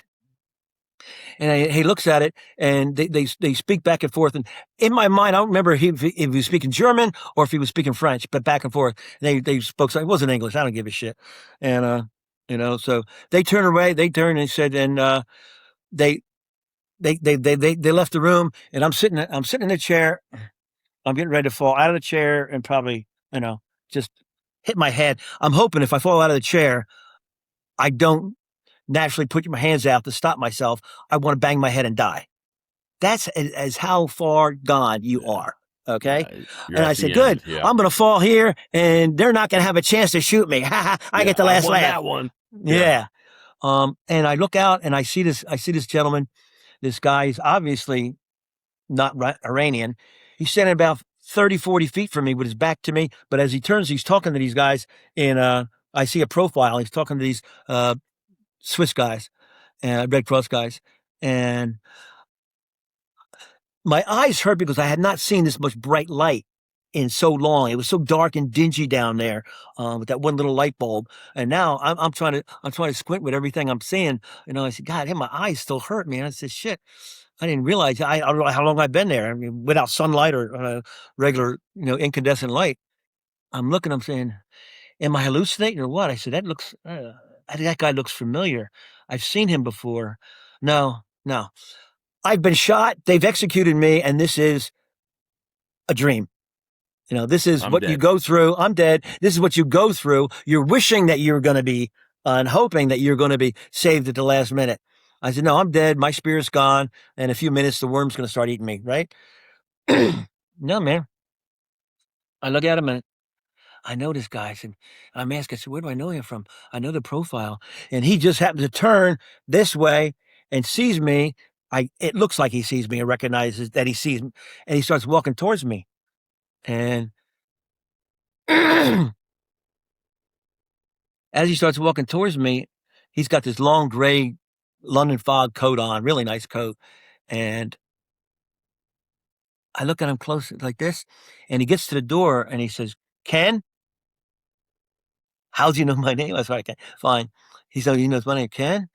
And he goes, you're alive. And I said, holy shit, you're alive. And he says, it's me, it's Jack Schellenberger from the embassy. I think I lost my mind right there. Now I know I'm dead. This is not possible. There's no way somebody from the embassy that everybody's supposed to be dead and gone that I heard about. There's no way.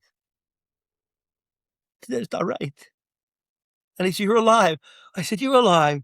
I said, oh my God. And for the first time, I could stand up no matter how much pain it was. I stood up, went to my rib, taking a breath, stand up, my sacrum and coccyx bone, my toe, barking, and I fell. I couldn't even take a step. I fell, and I fell right in his arms. And he's hugging me, and I'm hugging him. And he said, it's okay, Ken. It's all right. I'm here to take you home. I said, home? And I said, the weirdest thing in my mind is that I remember, and I talk about it in the book, is that I wanted to say, this wasn't real. This wasn't happening. All my functioning psychosis, whatever you want to call it, this is not real. This is the only thing I think can make it real is that I wanted to smell you. Let me smell you. I wanted to smell his cologne. I want to smell it with another human because it'd be the only thing that would, I think, make it real and turn my brain back on. And he hugged me and he said, no, Ken. He says, we're here. We've been looking for you. I said, looking for me? I've been looking for you. Where the fuck have you been for the last? And I went, how long have I been gone? What day is this? Where the fuck am I? All these questions. He goes, take it easy, Ken. And then the Red Cross guys come in. They have some new clothes for me. And, he says, they can't bathe you or anything now. I said, no. I said, but we're going to take you home, Ken. All the way home. I started bawling my eyes out, and I didn't even have any tears left. Yeah. You're still saying this is Jack. I recognize this guy. I know him. So part of you's thinking that this is just another part of torture. If it was anybody else but him, I would think it was more mental torture right before they shot me. The last little bit of they could get in. Just to get at you. But yeah, when I could smell his cologne and I know he's an American, I know he's real. So now your mind's going, back and forth. You don't know what this is. So no, when they started, they helped me undress and they got me pairs of, we didn't know what size shoe you were. I'm glad they had an extra large because that I needed the room for my broken toe. Your toe, yeah. Oh yeah, and so basically I said, they get me, as cleaned up as they can be, and then he goes, you could tell people that were standing there. He goes, I really stink. I don't know I stink, but I know by their faces that I do stink real bad. Yeah, and he says, you've been gone 8 days, Ken. I said, what's the date? It's the 21st. He said, last Wednesday to today, Wednesday. I said, just a week? Just a week? Oh my God, I thought I'd been here for a year. Uh-huh. And he says, don't worry about it, Ken. He says, we'll get you back to the embassy. And the Red Cross guys come in and see basically these guys, the trouble that was going on with the embassy is that you didn't have any government at the time. The part-time government the Shah turned it over to, they capitulated. They couldn't get anybody that wanted to, Amir Atemzan, Abu Hassan Bani Sardar, and everybody just started like you see what's happening over there. Every time you kill one of them, another one pops up, and he doesn't want to stay long either. He gets killed. Well, over there, it was similar happening. So really, the State Department didn't have anybody to pick up the phone and say, where is he? What's going on? Now, at that moment, it looks like I'll backtrack because this is where it's important. That miracle photographer. He said, basically, when I'm getting dressed, he said, what happened? And I said, the Fedayeen overran, the embassy, et cetera, et cetera. Yeah, I know. I was part of that battle. And he said, we didn't know that you got hurt or anything until after Khomeini's people, the Mujahideen, not the Fedayeen, the Mujahideen, all right, his marshals or whatever, he realized that he couldn't let that embassy and people be slaughtered or anything killed like that. Carter, as weak as he was, the Americans would not put up for that shit. And I said, well, we didn't know it at the time. This is kind of like a semi debriefing or upbriefing, if they want to call it. And he read me in on it. And I said, oh, yeah, well, that makes sense. He goes, then the Marines mustered together and they had he says, they found out you were missing, but we didn't know where you were. And then when your picture came out in the newspaper, or they found out, he had been taken, where would he have been taken? He was wounded. They're looking for you. So the whole time we're looking and we can't even talk to anybody. Nobody knows where you're at. And that follows along with everybody, a hot potato. Nobody wanted me. You know what I mean? Yeah. Yeah. And so when that UPI or API photo guy took my picture and he says, hey, like that, you got that one, you got one of the pictures, and I had the original. I mean, I remember I smuggled the original out, and I had that hermetically sealed when I go and give talks and lectures. I mean, you're looking at a piece of history. It's not a copy. This is a real thing. Yeah, that's the one. That's original. Awesome. In there, yeah, and you can see it's the Farsi writing, but it's rewritten in English by either the French or the BBC. Yeah. Well, anyway, so he tells me, he says, we're looking all over for you, couldn't find you. Then we found out, you're in the hospital. We went over there, and they said they disavowed you. Remember the hood on top of me, and say, yeah, nobody. Then you could swear on a polygraph. Nobody saw me. Nobody saw me. No, didn't see him. Nobody, no, not me. Huh? And they said they got that picture, and they said he was here. Here's the bed, and that picture of that one guy that's holding the next to my bed, that one photograph, he's in it. They couldn't, and that's him, that little bastard right there. Okay, and that's Sousa. You see her head? That's her. They work here. He's here. Where did he go? And that's how kind of they found out through the back door channels. And the whole time I'm getting living shit beat out of me, literally, right? And yeah, and going through all this torture and all this pains and things like that. And I didn't even know that, that they were looking for me. And, so Carter had said, find that Marine, find out where he's at, and get him out of there. And they had said, oh, yeah, well, finally, they had to admit, and it's in the newspaper also, in the book, that's why I got you that special edition. And that's what you want to read. You want that special edition. And it said the State Department's looking for him, and they found out where he's at. And it said, he's over in Evin prison. And in their own newspapers there, the Tehran Journal and the Kahan, they got my picture, and they said, no, he's going to go on trial and for shooting Iranians. And I said, no. Carter said, you can't do that. Fuck you, too late. So here we get them trying to find me at the last minute. Yeah. And this is where we fast forward to this point and saying they got the International Red Cross involved in it. So instead of being able to say, there'd be trouble, he's advised that there'd be trouble if you execute this Marine. Your regime, you haven't taken over the country yet. You barely got hold of anything happening in Tehran here. It's going to fold. So either the Russians or somebody that's smart enough that wants to keep that revolution going knows to get my little crackerjack ass out of there. Okay. It's better that way than go down saying, oh yeah, it's the PR is going to be much better that they did not turn you over. They didn't turn me back over to the Americans. They turned me over to International Red Cross. Oh, what a humanitarian nice work that was. Oh, we turned him, we saved his life. We bandaged him up and we turned him over to the International Red Cross. And then the Red Cross turns him over to the American embassy. Do you see how that works? Yeah. Jigsaw puzzles. Yeah. So that's where we go with that. And then the amazing thing is that the miracle thing is one of them that's in there, is besides just not getting blasted in that firefight with a million bullets flying everywhere. That was one by itself.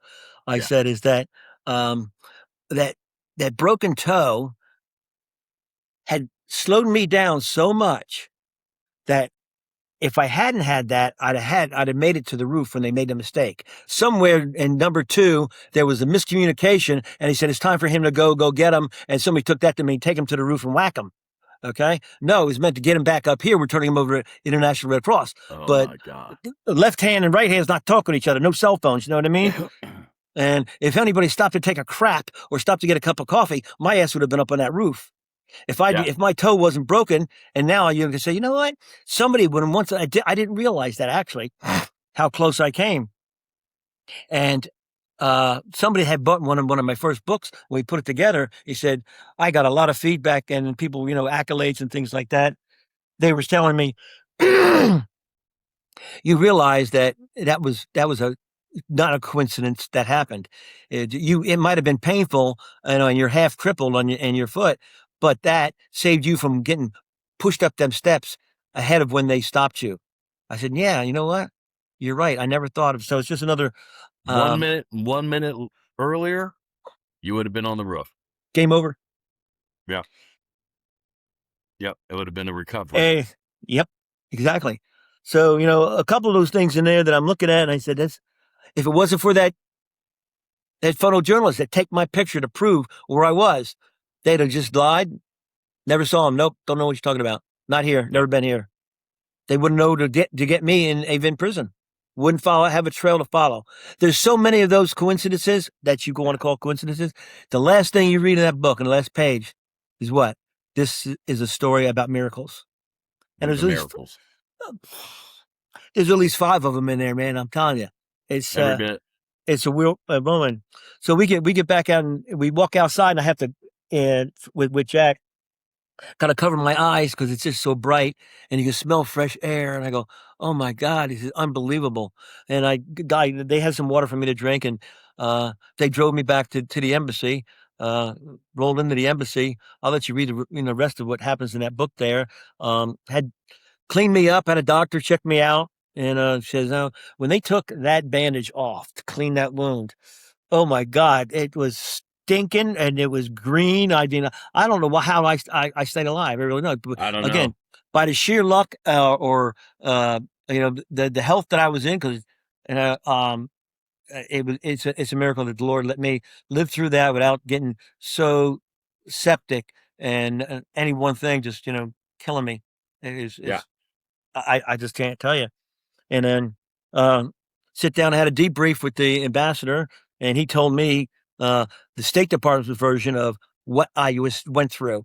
I said, oh, really? I didn't happen to notice your fucking fat ass in my cell, by the way. So, but wouldn't you like to say that?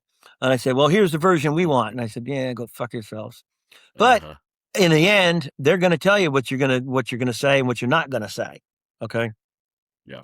And then later that night, President Carter called me, and I had a nice talk with him, and he wished me the best. And he said he's going to be in contact with my mom and my family. And it's kind of special, but, I said, hey, you got a real fucked up program over here, sir, and you need to do something about it. I said, you're not getting the right words. I don't know who you got hired over here. They're not working for you. They're working against you. That's all I can tell you. This shit ain't clear. Nobody knows what the fuck's going on over here. And that's right from the horse's ass, or you want to call me the horse's mouth. I don't care either one, but that's just the way it is. Well, I appreciate you, like that. Yeah, I had to talk to a fucking president like that. The guy just, supposedly he's taking accolades to save my life, And I said, yeah, right.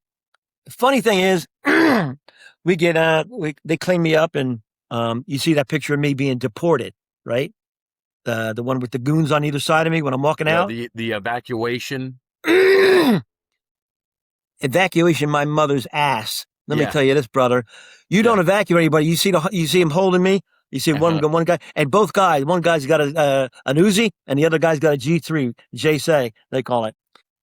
You don't you don't evacuate somebody like that. I'm at gunpoint being taken to the plane the next morning, and because I was condemned to death and found guilty, I am under a fatwa. FATWAH, fatwa. It's a religious law that allows them. It's kind of like a death warrant. And if I ever come, I was told by this mullah before he put me on the plane, if I ever come back to Iran, you don't have to go through trial again. You'll be executed, immediately. And I told him, motherfucker, if I ever come back here again, it's going to be in a B-52. I don't think he spoke very good. I don't think he meant it. He got the gist of it though. And so up on the plane, they helped me climb up on the goddamn plane, and it was I think it was an Air France jet. It wasn't American, although they spoke very good English. And there was only about a dozen people on the plane. And next thing you know, we're pushing back away from the like that. I'm putting my finger up in the window like this, and if I tell you, if I could have got my pants down, I would have put my pressed ass ham in that window for them to kiss. I would have. But I just had to lay down in the seat. I couldn't even buckle my seat belt, and so, and then all of a sudden, here's how it's how confused and your mind still won't let you get away. Is that we pushed back away from it, and I guess there was a problem or something, and we rolled back up to the gate again. I go, Oh my God. I bet you that put you into. yeah, overdrive. You go, oh shit, is this, he just said, is it a joke that if I return and this is return, I'll be executed? Holy cow. This is how drained you are and how scared and how expectated they have gotten inside your head and know that they control you that bad. But it was something to do something with something else anyway. We pushed back again and I calmed down. And then we taxied out. And I remember just getting ready to roll, man. We're rolling down the runway. And I said, oh, the greatest feeling, one of the greatest feelings, buddy, is when those wheels come up and you feel the lift on the bird. And he said, oh my God, this is awesome. Yeah. And oh my God, yeah, nobody know. I didn't know anybody on the plane. And so I'm all rewrapped and bandaged. I'm laying down. So anyway, we're flying along. I don't know how long it was, and I hear some commotion on the plane. And he said, what's going on? So I asked the stewardess, whatever you want to call him, flight attendant, what's going on? And people are looking out the side windows. They're up front, look out the side windows. So, I get up, I hobble down, walking on the seats, getting like that. Say, what's all the commotion? And they saying, there's fighter jets outside a window. What? Sure as shit, 2 F-4 Phantoms. And I know F-4 Phantoms because that's the birds that we have at the Marine Corps Air Station in Beaufort.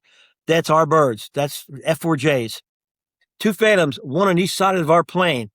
Iranian markings, all right? Iranian Air Force. And they got hung ordnance. They got ordnance hung underneath, sparrows, sidewinders and sparrows. And I'm looking at it and I said, holy shit. They're going to shoot us out of the air. Going to shoot us down. They're going to let me go. And this is going to be some type of FAA accident. Oh, we made a mistake. And how do you make a mistake shooting down an airliner? You can see, you're close enough. You can look in the window and see the guy. And sure as shit, I'm saying, the guy saying, what's that under the wing? That's gas tanks. And these guys are civilians. They don't know what the fuck they're talking about. I go, no, that's hung ordnance. And the pilot knows what it is. And he says, he said, sparrows, which is, I think, is a heat seeker. Well, whatever. It's sparrows. One's a heat seeker, one's a radar launch missile. He made a comment about one. I said, oh my God, they're going to shoot. Just like you said, first things, they're going to shoot us down. I'm going to get all the way out here and they're going to shoot me down. Motherfuckers. And then we about maybe for 10 minutes. Then all of a sudden they peel off. They're both there and they peel off. And I said, oh, again, you think they're gone? No, I think they're coming around for infrared shot, on the rear. Not, I said, it's easy as shot is, that big engine, big IR source there. And I went, no. Excuse me. Just at that point, it's weird because when I'm thinking that, I remember the pilot's dipping the wings on the plane. I said, oh man, what's he doing? Trying to evade them? You can't evade these guys. Come on, be serious. No, what happened is that just shortly after that, seconds, he comes on the microphone and he says, ladies and gentlemen, I said, we have just exited Iranian airspace. We have just entered Turkish airspace. Oh my God, I started crying again, whatever was left in me. Everybody cheered and went crazy. We're in fucking Turkey. God damn it, I never thought I'd see a place so happy to see the fucking Turks again, and so help me God. If we land in Turkey, I'm going to kiss the first Turk, right on the lips. My luck would be a camel. No, I'm going to tell you, the joy, the overwhelming, how you release all of this pent up, energy inside. And then I go, oh my God. Fuck, we're free. We're fucking free. And then, I don't know, just went back to sleep. I don't know where we're going to land. I didn't want to I didn't going to say that. But we went straight into Frankfurt, Germany. Landed at the Air Force Base there. I was met with an entourage. They come on, got me first. Marines come on, got me, and Air Force guys, and whisked me off. And basically, you can finish the rest of it, most of it in a book where they look at my wounds and everything, they take everything up, clean me up, haircut, the whole 9 yards. And in the book, but the ones you got, the special edition, the very next day, early in the morning, I'm on a plane, C-141. tail number 100700. I'll never forget that bird, baby. That's my freedom bird. For the longest time, when I got home and then we started using ATM cards, that was my PIN number for the longest time. That tail number. Yeah, I'll never forget that one. Oh, fuck That's yeah, a good baby. one to have. Oh, yeah, memories. Yeah. So I'm on there on the bird. Got my suit, and you can see if you take a close look at some of the pictures, you see how ill-fitting the uniform was and everything. I had lost so much weight they couldn't even find a size to fit me.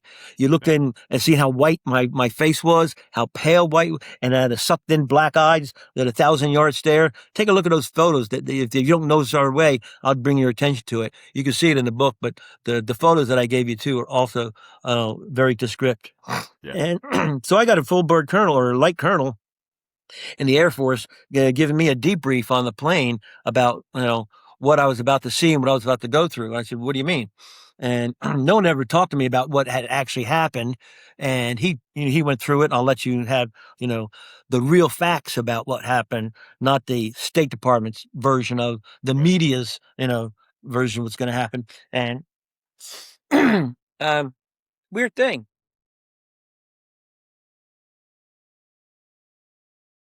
He gave me the synopsis of what had happened, and I said, that's amazing. People got to read that book to figure it out. If they ever make it a movie, it's going to be a blockbuster, trust me. And it's going to be everything exactly what people thought it was going to be. And it leads right up to the years later when there's very similar thinking and leadership got him killed in Benghazi, drugged the ambassador through the streets there, left the SEALs out to dry. It's another story, another day. Yeah. Same State Department team, by the way. Anyway, move on. So the colonel's telling me, he says, here's what's going on. And he says, yeah, you're a big hero there, Sarge. I said, what do you mean, sir? I had no idea what he's talking about or what had happened in the meantime. Had gone back. The people that we had saved had gotten out. The secret squirrels went to another embassy and then got back to, got back home or debriefed or anything, had talked about what had happened. And they said that, did you, this and that? And I said, yeah, it's part of my job. I mean, I didn't have any other real, heavy options at the time. And he said, he says, well, part of it being a election year, Jimmy Carter not doing really well against potential Ronald Reagan. I said, yeah, well, I'm not into politics much, And he says, no, he says, but he says, the administration is looking bad. They got a lot of fucking shit on their plate. And I said, okay, what's that got to do with me? And he said, now there's even a chance that Senator Ted Kennedy, the lion of the Senate, the one with the Chappaquiddick, right? Yeah. When I came out, Mary Jo and the car were gone, Yeah. Fuck. So he's telling me, I said, he's thinking about running on and splitting the Democratic ticket and running against Jimmy Carter. And he says, Jimmy needs a hero. Jimmy needs, we've never had anything like this. Remember, we haven't had Grenada yet. We haven't went down and snatched up Noriega. We had none of this shit has happened. There hasn't been anything that we've done right in Vietnam. Remember 4 years earlier, we lose the embassy in Saigon, and your baby killers, you Marine killers, everybody that coming back from Vietnam. I was not in Vietnam. I was a Vietnam era veteran. I joined while it was still going on, but we're coming home. I wasn't over there in the hell that those guys were, but they got come home. And they didn't get any heroes and no recollection. They couldn't even wear their uniforms sometimes off a base. So none of this, welcome home, glad to hear, thank you for your service. Never heard that. That was bullshit. That happened after we kicked the shit out of Saddam Hussein. Then they knew then it switched up. Yeah, absolutely. Yeah. Then they know, once we got some leadership in there that knows how to use the American military, then you got it. Okay. But this one's here. I said, okay, again, Colonel, where's this, leaving me? And he says, when you land at Andrew Air Force Base, you're going to be greeted by an entourage as a national hero. Why? How? And he said, basically, he says, they set you up for failure. They took your shotguns away. They knew that they were going to get hit somehow, somewhere. They did not want you guys to turn it into an Alamo and shoot the shit out of everybody. I said, that's what the fuck we're for. We're Marines, all right? You fucking idiot. And he goes, easy, Sarge. He says, here's the way it goes. He says, you're going to be down there. The president's going to be there. The commandant's going to be there. The entire Marine Corps band, the President's own Ethan I. What? It's a 200-man band. Are you kidding me? He says you're going to be Senator Hines Richard Hines, the Heinz ketchup people from Pittsburgh. Because at that time, all this came down. I was in the military. I didn't have a home. My home was where my rucksack was. You know what I mean? Yeah. And but when they got hold of my mom and my sisters, they're from Pennsylvania. They were living outside Pennsylvania, Philadelphia area. So naturally, it's again one more time. This is 1979, and this is the year that they are hurting in Congress, and it's time for what? It's a election cycle. Election year. Woo, woo, woo. Bells and doo-doos and wing-wings. Yeah. Oh, yeah, Bells and baby. Oh, whistles. my God. Let me tell you about that one. And so you got everybody lining up on the tarmac out there, and he says, you're going to be, Graham Claytor, the Secretary of the Navy. Everybody's brother and his dog is going to be there. And you're going to have to go down the line, and yes or no, sir, 3 bags full. I said, dude, I said, we know. You can't even raise your arm to salute. I'm lucky if I can reach around and wipe my own butt. I said, but I got a lot of practice in Tehran with that. I'm good at it now. Yeah. So he says, you understand that? He says, when we land, and he says, you're going to receive medals, like accommodations and this and that. And he said, something. And I'm sitting back. I said, what is all this? He goes, you saved a lot of American lives. You saved a lot of people that could have been slaughtered. I said, yeah, I know. It's my job. And I get a little emotional about it. But he says some of those people were very important to the intelligence communities. Yeah. It was, and maybe you didn't know that. Maybe you did. Maybe you assumed it doesn't matter. But what you did saved their lives and saved a lot of embarrassment if the bad guys ever got their hands on them. Had they been shot or beat or tortured, like what happens with you in the with the Russians and everything, we'd have never found them. They'd never have found them. They'd still be locked up today in a gulag or something, and then embarrassed or said whatever. And I said, oh well, yeah, I know how that goes. So I'm saying, it's a funny thing, Colonel, is that usually whenever you're going to get a medal or citation, I know from experience is that you have to go through a board, and there's a board and a process where they vet you, and it takes weeks, if not more than a month or so, for them to go and get the witnesses, they corroborate the story, get all the evidence, and file it, and get everybody, and that's for a bare minimum. Okay. Now you're saying you're getting the Navy combination medal, Purple Heart, yada. How does this happen when you didn't even know where the fuck I was 72 hours ago? You couldn't find me before they almost shot me. I've got the citations written, everything's been approved. Exactly. You guys have rubber stamped this they said, son, America needs a hero right now, and you qualify. Now, don't let us down. I just said, I just did my job. How about the other Marines? They said, you don't get to ask about them. There's certain criteria that that the military media is going to, and the news that we control, or funnel or focus, that they're going to ask you, and you're going to be very simple questions. That's it. Later on, eventually they assigned me a PIO, a public information officer, a major, field grade major. He's in the book too. Every TV and news and radio that I went on, he was the one that allowed or disavowed any question that was ever. We always do every question that was going to be asked. If you're going to ask a question that I wasn't allowed to answer, he'd get a shaking head. Okay, because there was questions that they want to know about Jimmy Carter and things like that. And he's my boss. He's the president is my boss. Figure that out. Chief. Okay, Commander-in-Chief. He can make Commander-in-Chief. Thank you. I know. And you can take a sergeant and make you a hero, or he can make you a zero overnight, and you'd be, shoveling bear poop up in Kodiak Island somewhere for the rest of your Marine Corps career. Yep. Yeah, no shit. Far away. So I said, you don't embarrass or accuse a sitting president of shit like this.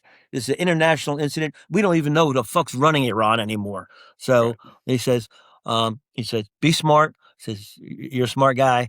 He says, here's what's going to happen. He says that plane's going to land. You're going to open the door. The door's going to open. There's going to be an entourage, red carpet. He says, you're going to stand there, and when the Marine Corps hymn starts, I will give you the command forward march. You'll go down those steps. Your mom will be waiting for you, and your sisters, your family. And he said, you'll take it from there. I said, the commandant will be giving you a medal. Graham Crater, the Secretary of the Navy, and a bunch of other ones. You just go down the line and, shake, take, salute, and move on. They didn't understand that you're not going to be able to salute all of them because there was nobody. There was more generals than everybody. You've seen that line. You've seen the photographs that are there. Yeah. Yeah. The lowest rank one was a full bird. Everybody above that was all flag staff, all flag rank. Yeah, top notch. Yeah. Oh shit, yeah. Everybody wanted to be out there. The entire Marine Corps band that was there, 8th and I, and it's a 200-man band. It's incredible. And That's awesome. That's so cool. So while we're there, so we're talking on the bird, and the steward comes up to me and said, the pilot would like to talk with you. I thought he was talking to a colonel. And he goes, no, you, Sarge. I said, what? Pilot? No, okay. And I asked the colonel, he goes, yeah, go ahead. And he didn't know what it was all about. The pilot wanted to just talk to me. So I get up there and he's saying, he introduced, welcome home, bada, bada, bada. I said, that's great. Thank you very much. Thank you for flying my happy ass over there. Okay. Yeah. And he said, yeah, we understand you used to be an air traffic controller. I said, yeah, it's a Marine Corps type. This is totally different than, you FAA boys.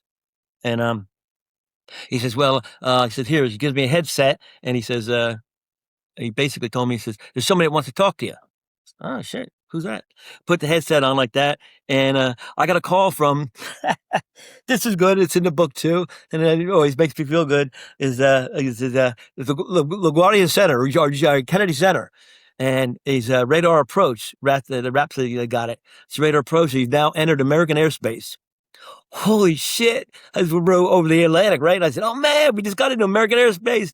And he says, is there a Marine Sergeant? Ken Kraus? That's me. You're talking to me. He said who he was, and he was a controller. He was a former Marine, and he's the air traffic controller. I just want to be home. I just want to be the first one to say, welcome home, Sarge. Job well done. And then we always sign off with our initials. And his was Bravo Kilo, BK.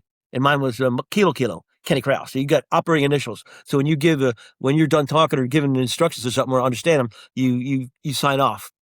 And that was the nicest things that have another Marine that signed me in and said, you are American airspace. We have your control. So man, that was, that awesome. just busted me up. And so we did. We landed, and it was a big. The president that was called away at the last minute, so he was not there, but he had planned to be there, and it doesn't make any difference. But we got another call when we got home, and we had the dog and pony show, and I got all the medals and stuff pinned on me. He says, you have other medals coming and other accolades. And I said, oh my God. Answered a few questions on that, but I was absolutely exhausted. I'm telling you. And they had given me some really good pain pills too, because when I walked down that ramp in the Marine Corps hymn plane, I walked down, the honor guard came to attention, and full salute, and a combat salute with the bayonets, with a fixed bayonets. And then my mom comes running up to me and jumps in my arms. Oh my God. I had everything I could do to keep from, one, shitting on myself, okay, because she hit me so hard. And two, you can see when you look at it, it's a very unorthodox way that I'm trying to hold her up. She didn't realize, my sides were bandaged, and they had fixed my toe, put it back in the original position, and then taped it with a brace. But I was just afraid I was going to fall over when she hit me, because I wasn't. Yeah. That iconic picture of her, jumping into it. And it's, man, I'm telling you, Steve, the whirlwind of going up and down, back and forth. Like I said, this is now Thursday the 23rd or whatever. I said, 48 hours ago, I was in Iran getting ready to get shot. Yes, sir. And now I'm coming home here, and I'm being told that, I'm some kind of national hero and being over deluged with, honors. And I couldn't believe it. And it's, I had gotten to the point where I was just totally, I told this officer that, look, man, I cannot stand up anymore. That either the pain or I'm just totally exhausted. And so they took us over, and we got on Senator Heinz's private jet, and off into the sunset we went to the Naval Air Station at Willow Grove. That's the pictures you got me of when I get off the plane there, the white face, the sucked-in eyes, the 1,000-yard stare. And there's another entourage waiting there for me. And from there, we had a police escort, military escort, all the way to the house. It's just, and we get to my mom's house, and the streets were lined with neighbors and kids and everybody waving flags. Man, I tell you, it was something, bud. It was That's something. amazing. Oh That's yeah, amazing, brother. I was home, and the last of it was that I had found this dog. His name was Snoopy, and he was a save. And I left him with my mom when I joined the Marine Corps. She just got him fatter than a hog. He looked like a hog, and his body's out like this. And he's a beagle, and he's supposed to be a beagle. I said, a beagle. It looks like a sow, and his little his head didn't grow, but his body did. And when I saw him and hugged him at home, and finally sat down and had a nice big tall glass of bourbon, and I had my dog in my lap hugging him. I said, no, I'm home. Yep. I'm really home. The nightmare is over. I'm home. Yeah. And after that, you got a couple more chapters that you can read about what follows up with that. And the media tour and all the stuff that follows. Unbelievable. Yeah. So you got most of it. There's a lot in there that you would like to read with the book. And now that we've got my co-author and myself, I put a script out there. I sent you the pitch and the treatment.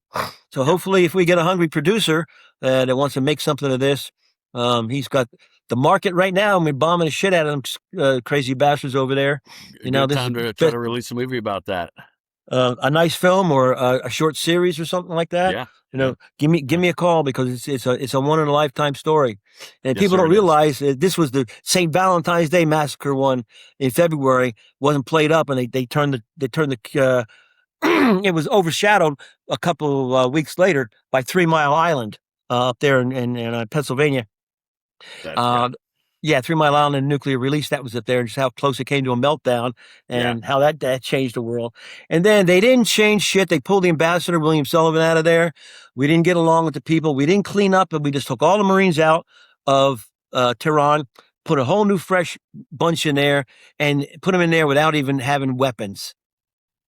What the fuck don't these people understand? And then what happens? The bad guys see it again. Now you got November 4th. And 444 days later, another nightmare. And that cost Jimmy Carter. That was one major part that I have to go down in history and say, he flubbed that so bad that probably cost him, if anything cost him, his second election. It would have been that one. That's another story for another day. And yes, sir, it is. Yes, sir, it is. Well, Ken, I really appreciate you putting in the time and telling us this amazing story. It's been an honor and a pleasure to have you on this podcast, and to see that the emotion is still there and it's still real with you, even 47 years later, is amazing. And in my opinion, you are a national hero, brother. You are. And we're glad that you're here. It's to strange tell this because story today. It's unique because while I was a police officer down here in Georgia, I forget what year it was. I have the envelope. I would get letters and cards from people, welcome back, that you're still glad you're here. And the one that I got was from a young lady. Her name's Shirley. It says, "You don't know me." I said, "But it says you saved my grandmom's life." And because you saved my grandmom's life back in 1979, my mom was able to have me, and someday I'd like to meet you, but thank you anyway. Shit like that, man, that'll tear your heart out. That was what it was worth the whole time. She hunted me down, went on the internet, found out where I was, and then sent me that birthday card on, I think it was for my 55th birthday. Yeah. And I said, yeah. Did you ever meet up with her? No, and I don't know why. I answered her back, but it's but I have several letters like that. But how cool, and you can never get hold of the Americans that were there, because some of them that were intelligence or assigned to intelligence agencies, they don't exist, right? Mm-hmm. The theoretical and then beings. Right. And then the other ones were Foreign Service local employees. They went back there. God knows where they went. After that nightmare, they probably went back home, never left their house again. you Yeah. know, so. I But wouldn't. everything else is, certified by the government. Everything I say in there, nobody can dispute it. There it is. I get it all from the books and the people that wrote it themselves. You know, it's just my version of what the only part in there that nobody can nail to is what I saw and went through in that hell in Avin, and I can back it up with some of the pictures that I given you and the Yes, sir. documents. So, Yeah, we're going to make sure they're put out there so everybody can see what that was all about. it's just another Marine doing his duty and got lucky to get home, bud. Semper Fi, brother. Semper Fi, my man. Semper Fi.